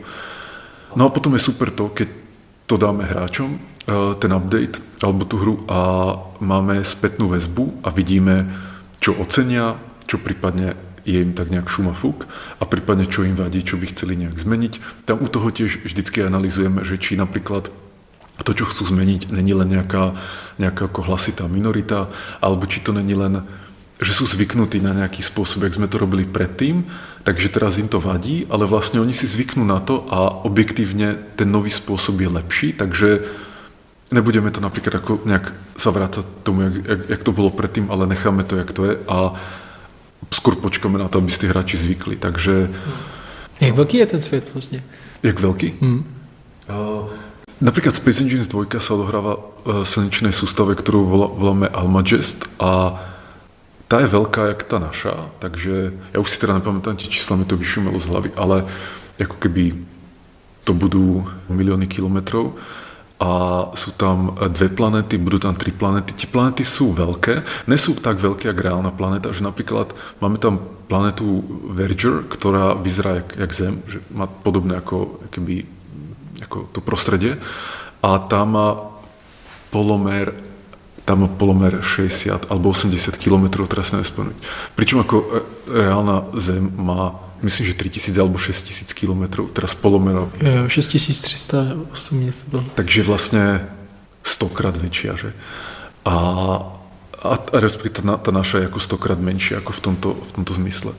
Ale zase ono je to tak či tak veľké, že to hráč ako nemá šancu nikdy navštíviť a nejak preskúmať. To vlastne ani my, čo vyvíjame, tak také srandovné, že niekedy, pretože vlastne ten povrch tej planety vytvárame jednak trošku manuálne, ale jednak samozrejme si to automatizujeme nejak procedurálne. Takže ten grafik ako skôr riadi ten procedurálny nástroj a niečo tam dorába ručne a niečo ako procedurálne, pretože tak veľký povrch, aj keď je menší než tá reálna planéta, ale stále veľký a to nemá šancu ako meter po metri nejakým spôsobom vyformovať. Tak stále sa nám tiež môže stať, že tam objavíme nejaké oblasti, ktoré ako vyzerajú blbo, hej, alebo... Nebo dobře. Presne tak. Alebo tam, takže že aj nás to vlastne dokáže prekvapiť. Takže hráči, aj tých 60 km je vlastne ako obrovské na to, aby to hráči navštívili celé. No, ale zároveň máme také pravidlo, že my chceme, aby každé miesto na tej planete vyzeralo, že je hodné fotografie. Že vlastne, ja keď by som robil fotky v nejakom Grand Canyone alebo v nejakých takýchto výnimočných miestach, tak vlastne toto chceme na tej našej planete, že kdekoľvek sa postavím, tak chcem, aby tam vlastne ako sa dalo robiť krásna fotografia. Takže to je taký náš cieľ. A mít fotogenické planety. Fotogenické planety. A takisto je potom fotogenický ten vesmír, že sú tam ako asteroid fields alebo nejaké asteroid rings, mesiace tam máme a tak ďalej. Takže aby vlastne všetky miesta boli zaujímavé, pretože my ako v skutočnosti nerobíme kópiu reality, my chceme robiť niečo, čo je vlastne zábavnejšie než realita. To je pointa hier, že keby sme chceli robiť realitu, tak nemusíme robiť hry. Ale zároveň to spojenie s tou realitou má vždycky zmysel, pretože ľudia sú ako intuitívne zvyknutí na to, jak funguje realita, takže my by sme sa mali tak nejak plus vždycky držať k tomu ako relatívne blízko k tej realite, aby tí hráči nemali to až tak ťažké sa učiť toho, čo není vlastne v ich intuícii, pretože na to nie sú zvyknutí. Takže tá slnečná sústava v tej hre je ako fakt obrovská, ako rozhodne väčšia, než je potrebné. A môžu sa tam skúšať třeba i demokracii? To by mohli, samozrejme v multiplayeri a tak ďalej. Prípadne až tam niekedy budeme mať tých AI agentov, tak by to šlo aj s nimi. To mi přijde trochu za ten úplný rok jako taky významný posun s těmi novými modely od několika společností, které generují i fotky, video, tak že se trochu, aspoň na sítích to někdy vypadá, stírá rozdíl mezi skoro i těmi herními světy a realitou, že se už začíná těžko jako rozpoznat, co je skutečnost a co je vytvořené pomocí umělé inteligence nebo upravené. Tak mě zajímalo, jak se na to díváte vy jako právě tvůrce herních světů, jestli to ve vás vyvolává skepsi, kam to půjde dál, nebo naopak jste optimista, že se nám to nějak podaří ukočírovat a rozpoznat, kde je ta hranice. Minulý týden se domluvila společnost Disney, že zainvestovala, myslím, miliardu do OpenAI a poskytne některé ty postavy, takže si lidé budou moct generovat některé známé postavy z dílny Disney právě na sítě ve videích krátkých. No, to je fakt zaujímavé. Tak, inak na jednej strane si myslím, že jak sa pred pár rokmi ako varovalo s tým, že sa budú dať robiť fake videá a fake fotky, že vlastne už nebudeme ničomu veriť, že napríklad v politike sa to zneužije, že bude fotky, ja neviem, nejakého politika v nejakých kompromitujúcich situáciách a tak ďalej.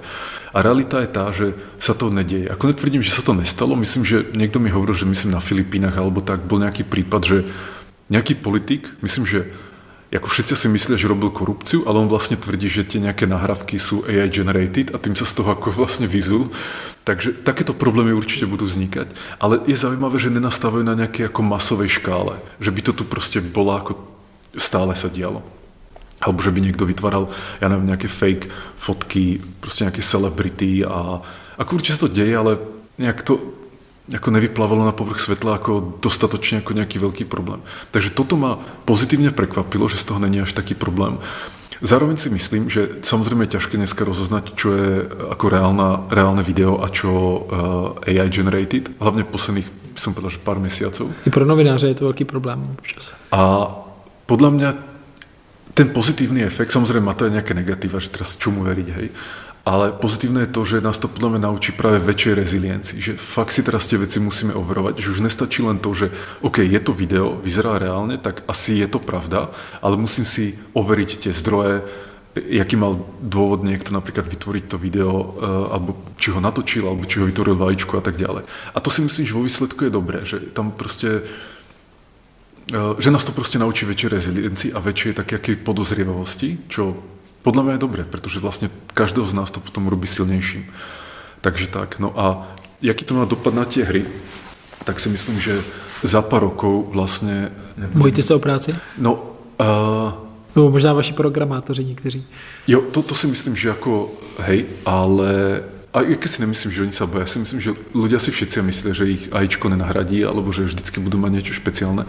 Ja som v tom ako opatrný si toto myslieť, pretože ja si myslím, že ako v nejakom horizonte to AIčko bude ako vo všetkom lepšie než akýkoľvek človek. Takže aj v schopnosti napríklad riadiť moju firmu, v schopnosti vymýšľať nové nápady, byť kreatívny a tak ďalej, si myslím, že AIčko nakoniec bude lepšie. Takže tá konkurenčná výhoda ľudí podľa mňa klesne a bude ako veľmi malá. Alebo nulová. A takže je dobre sa zamyslieť nad tým, že OK, tak jak prežiť v takom svete, kedy vlastne ako kompetentnosť alebo schopnosť ako riešiť nejaké veci už není ten kľúčový faktor, pretože je to vlastne komodita. Hej. Že dneska to ešte není komodita. Dneska vlastne platíme ľuďom za to, že majú nejakú kompetenciu. Za pár rokov to bude zrejme ako nejaká vec s nulovou hodnotou alebo s veľmi nízkou hodnotou. No a preto aj sa snažím práve tie naše hry vyvinúť a vybudovať si alebo ešte zlepšiť ten ako nejaký náš brand, aj vzťah s tou našou komunitou predtým, než schopnosť vytvárať hry vlastne bude komodizovaná. A pretože za pár rokov naozaj možno urobiť nejaký Space Engineers 2 bude otázka ako nejakého pár hodín vibe codingu s nejakým AI agentom a bude mať tú hru. Takže jak potom vlastne konkurovať v takomto svete? To ešte potrvá, ne? Ale... Ja si myslím, že to je otázka len pár rokov. No. A to sa ani nebavíme o takomto druhom prístupe, ktorý ani nie je o tom, že to AIčko programuje tú hru, ale kde to AIčko ako v reálnom čase generuje akéby snímky z tej hry. Jak DeepMind má také tie modely, myslím, že Genie 3 to volajú, aj hromada ďalších. Ja zrovna dneska ráno som videl, myslím, že to bol Tencent, vydali nejaký model, kde tiež to nejakých 20 alebo 25 fps, takže vlastne v reálnom čase dokáže generovať snímky. Takže hrajem vlastne ako hru, že ako normálne to ovládam klávesnicou a myšou, ale tie snímky sú generované AIčkom v reálnom čase. A táto technológia alebo tento smer si myslím, že keď sa urobí kvalitnejšou, momentálne to má napríklad problém si držať takú tú časovú konzistentnosť, takže on keby vlastne zapomenie, čo sa tam odohralo pred nejakom čase a tým pádom to nedáva zmysel pre toho hráča. Ale keď sa to dokáže vyriešiť, tak si hovorím, že potom generovať hry bude, ani nie o tom, že to AIčko musí naprogramovať, ale že len ja to AIčko napromptujem, že teraz chcem hru v takomto prostredí s takýmito pravidlami, alebo ani poviem, že neviem, proste vymyslím nejakú hru, ktorá mňa bude baviť a on to vymyslí, tak si myslím, že to je otázka pár rokov. No a takže potom presne tak, jaká bude kompetentívna výhoda ako herných vývojárov v porovnaní s takýmito AIčkami, si myslím, že ako na jednej strane malička, a na druhej strane možno vždycky tam bude niečo jak taká unikátna schopnosť toho autorského prínosu niektorých ľudí. A myslím, že malej väčšiny, ale teda malej menšin tak. A že pár ľudí má v sebe niečo tak unikátne, že dokáže ako zaujať aj druhých ľudí práve tým, že majú nejaký unikátny uhol pohľadu alebo spôsob, ako prezentovať niektoré veci.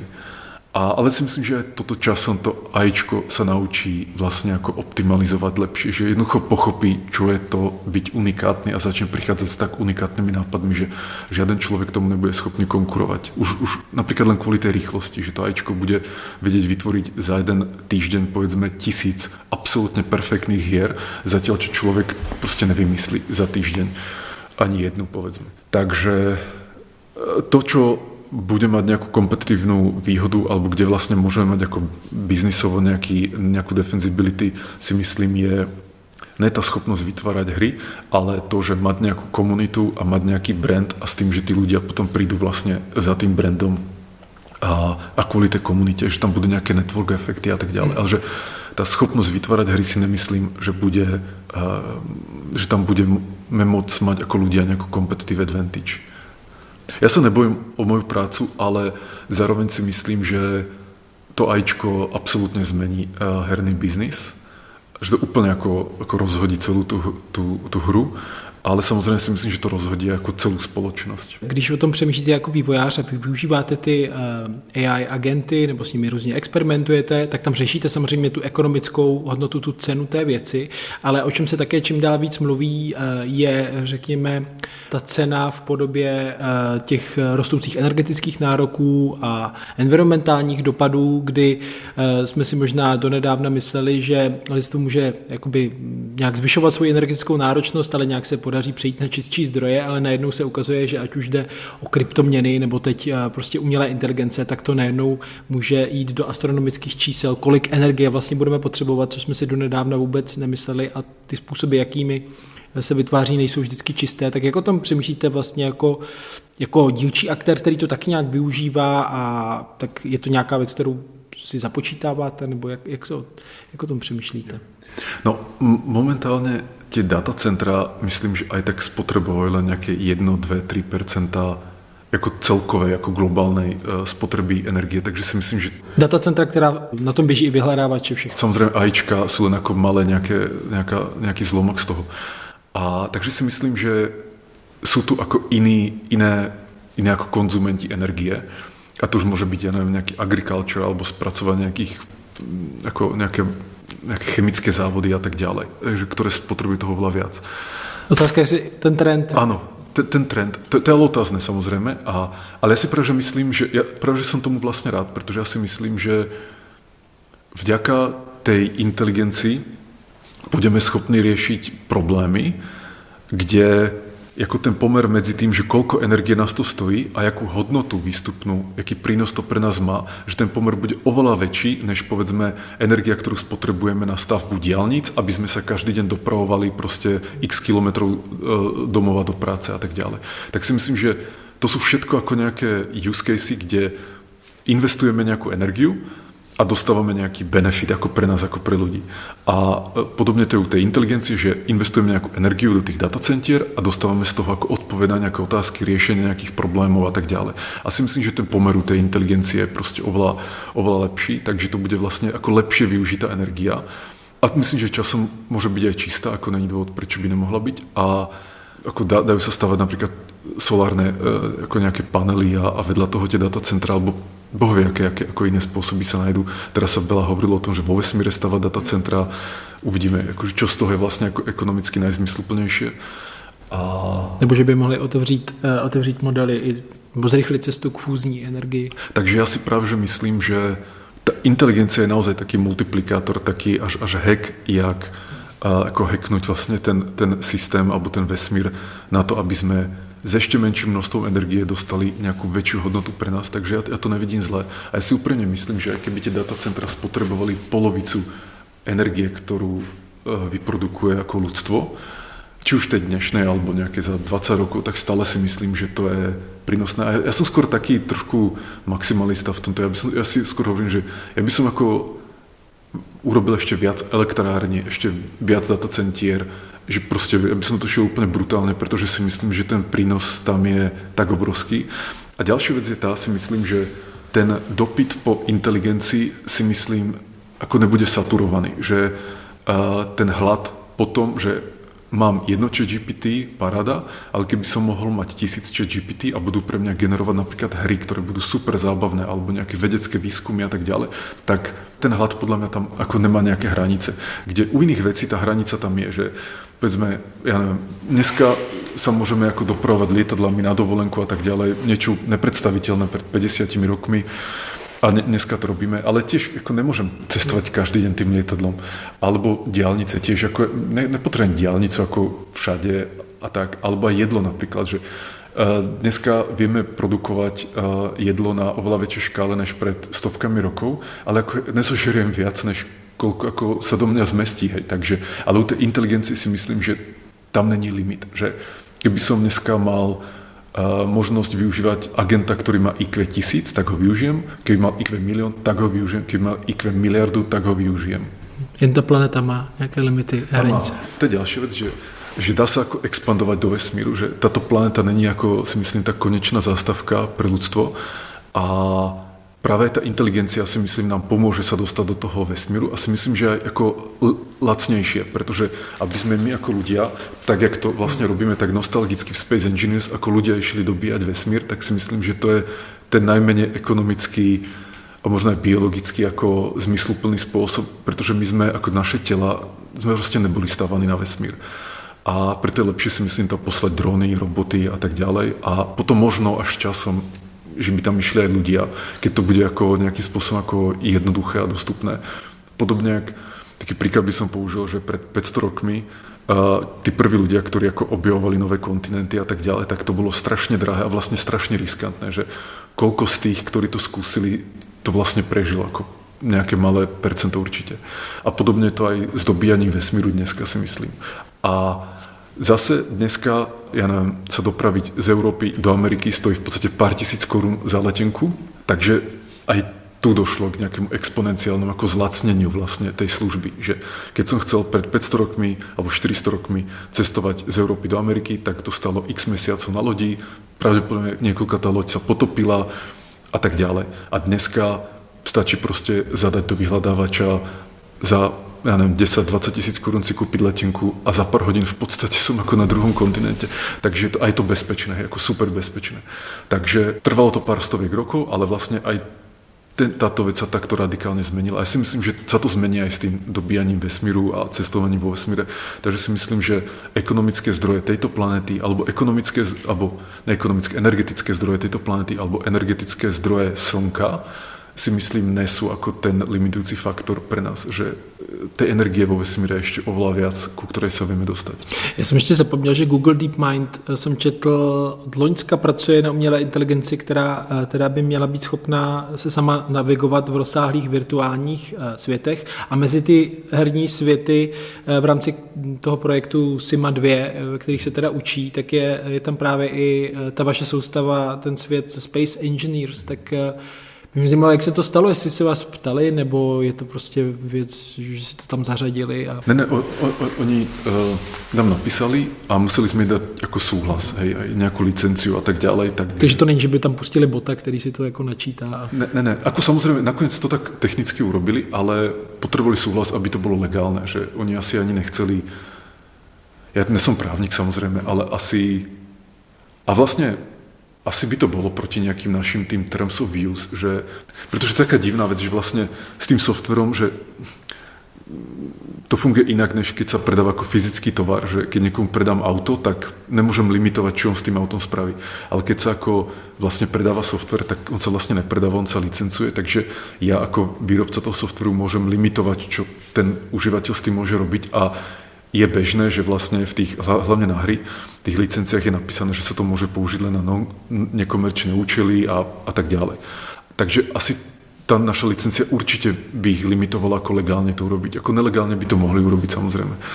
Ale tak nechceli riskovať. Takže si vypýtali od nás licenciu, my sme im to dali a na tú Simu 1 myslím, že to nestihli ešte použiť Space Engineers, pretože sa to vlastne zrealizovalo až moc ako pozde, ale na tú 2 tam už to trénovali. A práve si myslím, že hra ako Space Engineers je úplne super na tréning takéhoto agenta, pretože je to ako veľmi komplikovaný svet, v ktorom môžu vznikať veľmi emergentné veci. Takže ten agent napríklad si môže postaviť nejakú vesmírnu loď, ktorá funguje tak, jak to on postavil, že není to nejak naprogramované a limitované ako nejakým setom možností, ktoré má tá hra. Že povedzme, agent, ktorý sa učí pohybovať v hre typu Doom, tak bude vedieť, bude vedieť strieľať, bude vedieť sa pohybovať v tých leveloch a to je všetko. Ale v tej našej hre si, jednak, že ten svet je oveľa väčší, ale zároveň je tam väčší potenciál pre nejakú ako emergentnú komplexitu, kde, ako hovorím, postavím nejakú loď, že poskladám nejaké bloky dohromady a zrazu to ako fyzikálne robí niečo, čo je iné, než keby som tie bloky poskladal ako v inej konfigurácii alebo v nejakej inej konfigurácii. Takže to potenciál pre tú emergentnú komplexitu v Space Engineers je podľa mňa oveľa väčší než v iných hrách, takže ja si osobne myslím, že by to mali viac ešte trénovať na tej našej hre, než na nejakých iných hrách, pretože tým získajú oveľa lepší ako trénovací dataset, než v tých iných hrách, že bude oveľa zaujímavejší. A co myslíte, že na konci můžou získat?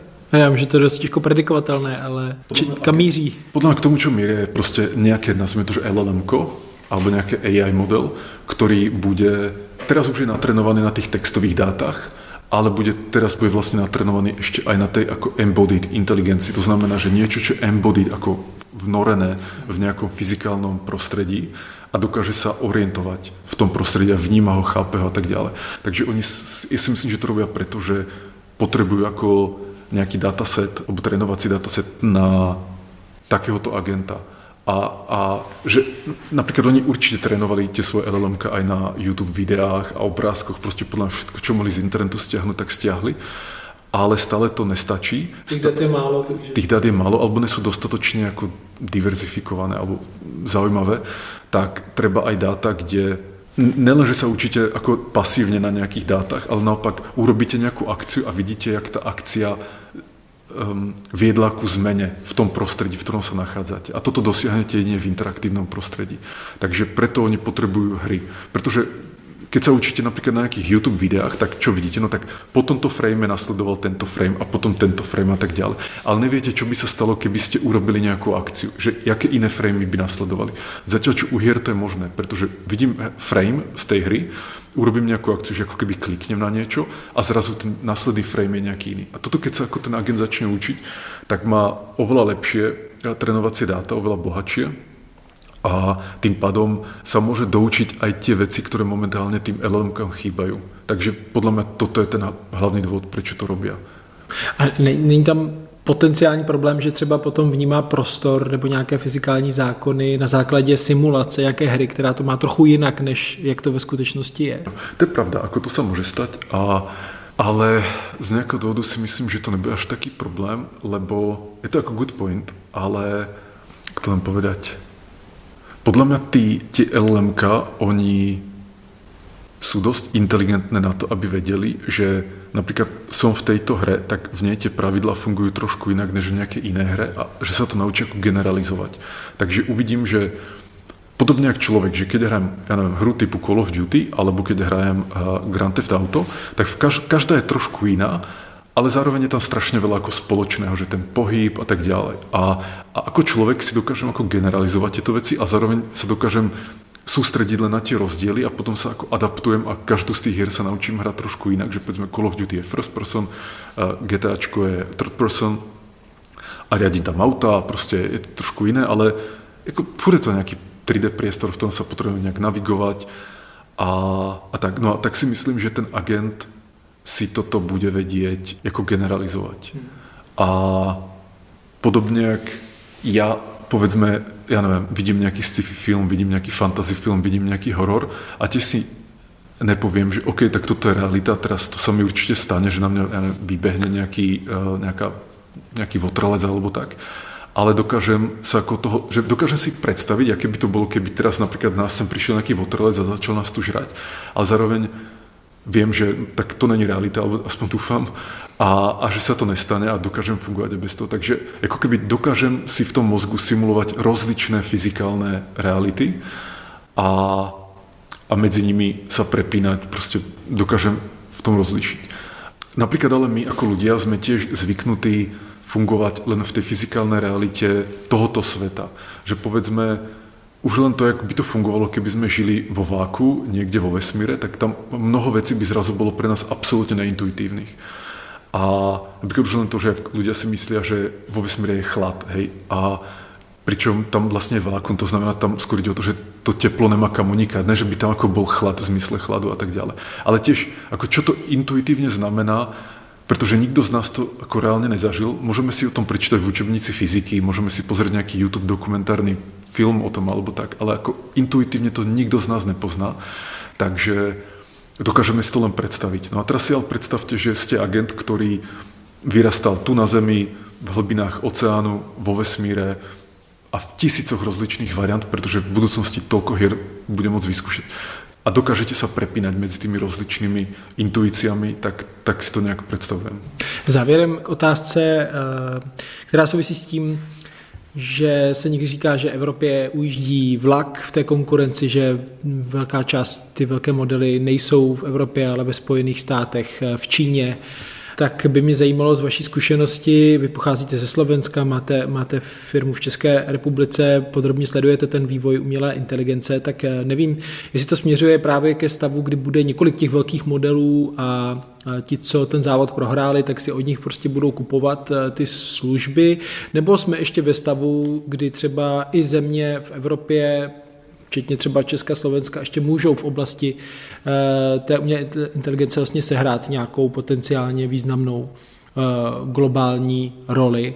A to se ještě bavíme v kontextu nějaké regulace, která v Evropské unii je jinak nastavená než třeba ve Spojených státech, byť teď se ta přísnost některých těch regulací že i zmírňuje v Evropské unii právě s ohledem na tu konkurenceschopnost v téhle asi dost klíčové době, kdy se v rámci několika let rozhoduje a rozdává ten vliv na tomhle poli. Čo je problém Európy, aj Česká a Slovenská, ale sa ukazuje, že celej Európy je ako nedostatočná ambicioznosť, si myslím, ľudí. inak aj tých vedeckých výskumníkov, aj tých ľudí, ktorí ako pracujú v AI, ale určite v iných oblastiach. A preto si myslím, tá Čína a tá Amerika ako tak napreduje. Prípadne tých pár ľudí, ktorí sú ambiciozní, idú radšej tam, pretože tam majú to prostredie a tam majú ďalších ľudí, ktorí sú ako oni. Takže toto si myslím, že je problém. A druhá vec je tá, že či to niekedy môže Európa dohnať. Ja ako keby vidím nádej v okamihu, kedy vlastne aj ten výskum toho AIčka bude ako komodita. Že predstavte si, že za pár rokov budú AI agenti, ktorí sú vlastne lepší na programovanie, lepší na vedecký výskum než akýkoľvek človek. Takže potom čo? Ak budem mať takého agenta, kľudne nech taký agent bol vyvinutý v Číne alebo v Amerike, to môže byť jedno. Pokiaľ ho budem vedieť použiť, tak ho môžem potom použiť vlastne na vývoj vlastného AI agenta. A už vlastne nesom závislý ako na ľuďoch, ale už sa závislé na nejakých iných ako vstupných faktoroch, ako napríklad mám vlastné datacentra, mám vlastnú energiu, nejaké nerastné súroviny, čipy a tak ďalej. A tam si myslím, že by sa tá Európa mohla ako zase nejakým spôsobom vrátiť späť do tej hry. A vlastne to aj sám pre seba vidím ako takú nádej, že tomuto, až toto bude možné, by som sa takto vlastne ako okulko vrátil. A kde momentálne si myslím, ten hlavný bottleneck sú ako ľudia, že je veľmi málo ambicióznych ľudí, ktorí by naozaj chceli robiť ako taký nejaký odvážny špičkový vývoj AIčka. Určite sú, ako nechcem teraz nikoho uraziť, ale keď sa pozrieme na tak evidentne ich menej než v Amerike alebo v Číne. No ale si myslím, že za pár rokov, keď budú agenti na úrovni, že vlastne sú lepší programátori a výskumníci než ako akýkoľvek človek, tak tento bottleneck odpadne a potom sa bude dať škálovať už len napríklad s tým, že OK, viem zohnať energiu, viem zohnať datacentra, viem zohnať kapitál na to, aby som to zaplatil a potom podľa mňa by sa dalo ako dohnať alebo aspoň doháňať tie modely, ktoré vznikajú v Číně alebo v Amerike. V tom uplynulém roce se znovu objevilo i volání po nějaké jako regulaci nebo nastavení červené linie v tom vývoji umělé inteligence. Tak jak se stavíte k téhle otázce? Je asi čas na nějaké moratorium, už je pryč, ale není na místě jako nějaká snaha o to jako multilaterálně řešit, což je v dnešní době jako složité, vzhledem k tomu, co se děje pod vlivem třeba nové americké administrativy, která je spíš proti nějakým svazujícím pravidlům mezinárodního řádu. No, jednak, jak byly také tie aktivity, ktoré sa snažili, napríklad 6-mesačná pauza na vývoj AIčka. I Elon Musk vlastně volal třeba po nějakém omezení, ale teď v poslední době to byli lidé jako i třeba Yuval Noah Harari, ten izraelský historik a další iniciativy. No ja práve, že ako nemám rád tieto výkriky, úprimne, mne to prišlo strašne predčasné a také ako panikárčenie, bez toho, aby že zastavím niečo ešte predtým, než by som tomu vôbec rozumel. Jako ja samozrejme chápem na jednej strane, že oni sa aj boja toho, že keď vznikne superinteligencia, tak už bude pozde a už to nebudeme vedieť zastaviť. Ale podľa mňa správny prístup není ten, že ja zastavím ten vývoj, zatiaľ čo tí ostatní, na ktorých nemám ako dosah, idú ďalej. Tak... A to sme v té teórii her, že by museli všichni prostě. A to sa jednak nestane, si myslím, že to je ako nereálne. Zároveň, čo sa stáva, je ale to, že každý z týchto ako veľkých blokov si to ako začína nejak regulovať sám, že v Európe sa to snažíme nejak regulovať, v Číne si to tiež regulujú. To není tak, že Čína by šla úplne hardcore, ale tam je vlastne, tá čínska vláda, táto určite reguluje, že aby to AIčko neohrozilo tú samotnú čínsku vládu, hej, tak nejaké politické názory a tak ďalej, a jednak možno časom aj nejaká bezpečnosť, ako kvôli tej superinteligencii. A podobne v Amerike, zrovna to je deň alebo dva dozadu, čo Trump urobil nejaký nový executive order, že tá regulácia AI, takže to bude ako globálne na úrovni tej federálnej vlády a nebude to v tých... A ta teda moc vysoká není na té federální úrovni, ne? Jakože to taky oslabil tu regulaci federální a je proti, jestli to správně chápu, proti státům, které mají vyšší regulaci. Tak, ale že ja som to pochopil aspoň tak, ale možno som to nepochopil dobre, že on to môže overridovať, že proste z tej federálnej, že on bude nastavovať tie pravidlá a ne, že si to jednotlivé štáty môžu.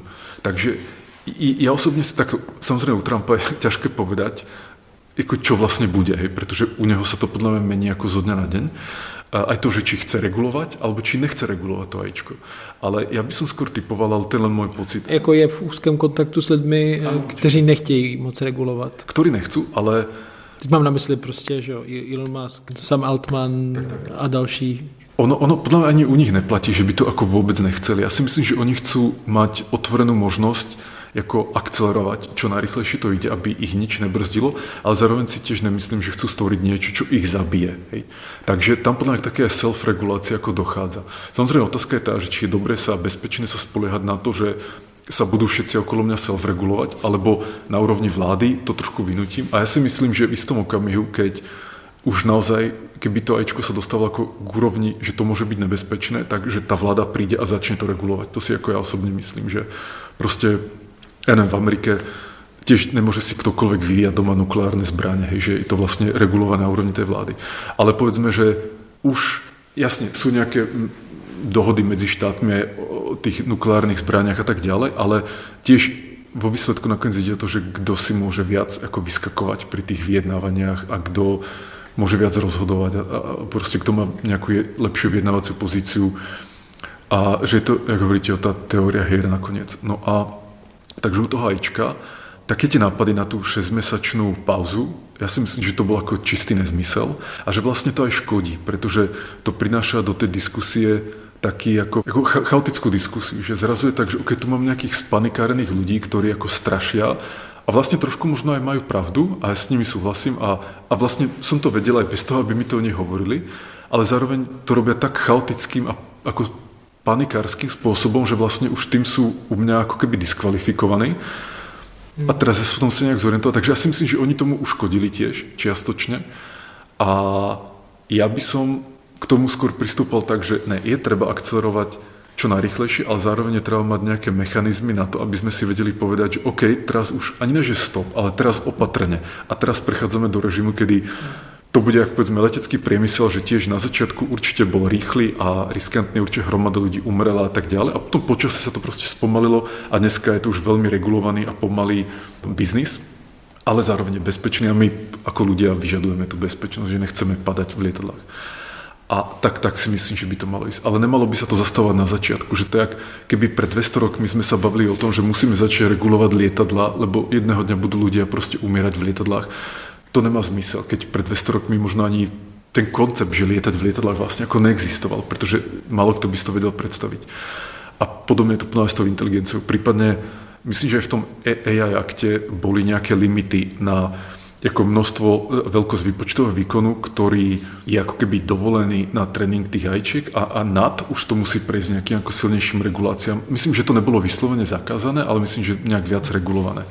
Tak pokiaľ je to len ako forma monitoringu a tak ďalej, tak si myslím, že to je v poriadku, ale pokiaľ by to bolo tak, že viac než nejaký výkon není možné použiť na tréning toho AIčka, tak si myslím, že tiež to není dobré, pretože jednak vďaka algoritmickej optimalizácii sme dneska schopní trénovať AIčka z rovnakého výkonu, ale s menším, ako rovnaké capabilities, ale s menším množstvom toho výkonu potrebného na ten trénink. Tak to je jedna vec. A druhá, a tiež ako nastaviť takýto nejaký limit, bez toho, aby sme na to ako mali nejaké argumenty, ale mali to nejak otestované, ja si myslím, že je lepšie ako ísť dopredu, počítať s nejakým množstvom ako nešťastia, že nastane, ale proste nejaký risk proste tomu ako prisúdiť, ale nesnažiť sa niečo zakázať predtým, než by sme tomu rozumeli. Zároveň ale přesně, vy jste zmínil některé ty příměry třeba s leteckým průmyslem a historické příklady, kdy se to vyplatilo, ale tady mi přijde, že vlastně asi všechny ty příměry pokulhávají tváří tvář tomu, že nejde o to, že jenom to riziko, že někdo bude mít tak pokročilou inteligenci a třeba ji nějak využije ke zlému nebo k tomu, že bude potlačovat jinou skupinu, ale k tomu, že se nepodaří vyřešit ten problém, který v komunitě AI vývojářů je znám jako alignment, to znamená jako sladění těch hodnot umělé inteligence s lidskými hodnotami a dojde právě k vzniku té, jak už jste zmiňoval, superinteligence, což vlastně nemá asi precedent v historii, že by najednou tady byl velký silný aktér, který pomocí různých AI agentů může dělat své věci a sledovat úplně jiné cíle, spíš navzdory lidem, nebo nevíme. Že? Máme ty příklady, jak říká Nick Bostrom, ten příklad s tím, že bude vytvářet ty kancelářské sponky a podřídí tomu veškerou věc, což je jenom taková jako metafora, ale... No, ja si myslím práve, že, lebo samozrejme nad týmto som uvažoval ako celé roky, tak že 100% nejaké ako bezpečné riešenie neexistuje. a že je to vlastne súčasťou nejakého evolučného procesu všetko a najmenej nebezpečná varianta, lebo aj tá, že zastavíme vývoj AIčka dneska, tak aj tá má nejaké ako náklady, hej, že tým sa zastaví aj vedecký, alebo ten potenciál vedeckého výskumu a tak ďalej. Takže mne to príde zo všetkých týchto variant, tá, ktorá má najmenšie riziko a najmenší ako nejaký ako zlý dopad na ľudí, je práve tá, že tá superinteligencia bude vznikať na rozličných miestach a vlastne tá finálna bezpečnosť pre ľudstvo vznikne ako nejakou rovnováhou tých síl, aj toho rizika. Že povedzme, že niekde vznikne nejaká superinteligencia, ktorá není alienovaná s ľuďmi a začína naozaj robiť tie sponky alebo tak. Ale na iných miestach zase vzniknú iné superinteligencie, ktoré budú alienované, lebo tam proste povedzme to, ako ten engineering vymyslia lepšie, alebo budú mať nejaké lepšie datasety, alebo budú trošku opatrnejší možno a tak ďalej. A tieto superinteligencie potom vlastne začnú bojovať proti tej misaligned superinteligencii. A to mne príde ako tá varianta, ktorá má najmenšie množstvo rizika a nedostatkov pre ľudí, než tie iné varianty, kde sa to rozhodneme zastaviť dneska, alebo to dovolíme len niekomu to vyvíjať, akože to bude nejak monitorované a tak ďalej. Takže ja si myslím, že tak, ako v histórii sa vlastne ukázalo, že vznikajú rozličné vetvy ako rozličných prístupov a nakoniec zvíťazí tá, ktorá je proste tá najvhodnejšia ako na to, aby prežila. Takže keď budeme schopní vymyslieť superinteligenciu, ktorá je s nami alignovaná, tak to bude tá najbezpečnejšia cesta pre nás. S vidinou toho rizika, že to nemusí být člověk jako ta neúspěšnější linie. Tak, ale ja si myslím, že druhá vec je tá, že ten vývoj je ako dosť inkrementálny a dosť pomalý a ako vzniká na toľkých ako úrovniach, že si nemyslím, že to bude až taký skokový bod, že vlastne nemyslím si, že to bude tak, že teraz niekde v nejakých datacentrách OpenAI vzniká nejaká GPT-6 a zrazu bude mať superinteligenciu a zrazu bude o toľko inteligentnejšie, než sú ľudia a schopnosť sa replikovať a taká malička, aby aj jej ako udržiavanie pri živote, tak nazviem, alebo tá inferencia, že by si to nikto nevšimol a že by zrazu začala nejakým spôsobom ako ovplyvňovať celý svet, takže si to nevšimneme, že si myslím, že je to ako veľmi nepravdepodobné. Že samozrejme je to možné, ale si myslím, že je to menej pravdepodobné než tie iné pravdepodobnosti. Dodává Marek Rosa. Mockrát děkuji za rozhovor. Ďakujem. Díky, že věnujete pozornost a respektu našim článkům, jejich audioverzím i podcastům, jako je Zeitgeist. Bez vás, bez toho, aniž byste si kupovali a předpláceli týdeník Respekt, by to nešlo. Děkujeme. Naslyšenou se těší Štěpán Sedláček.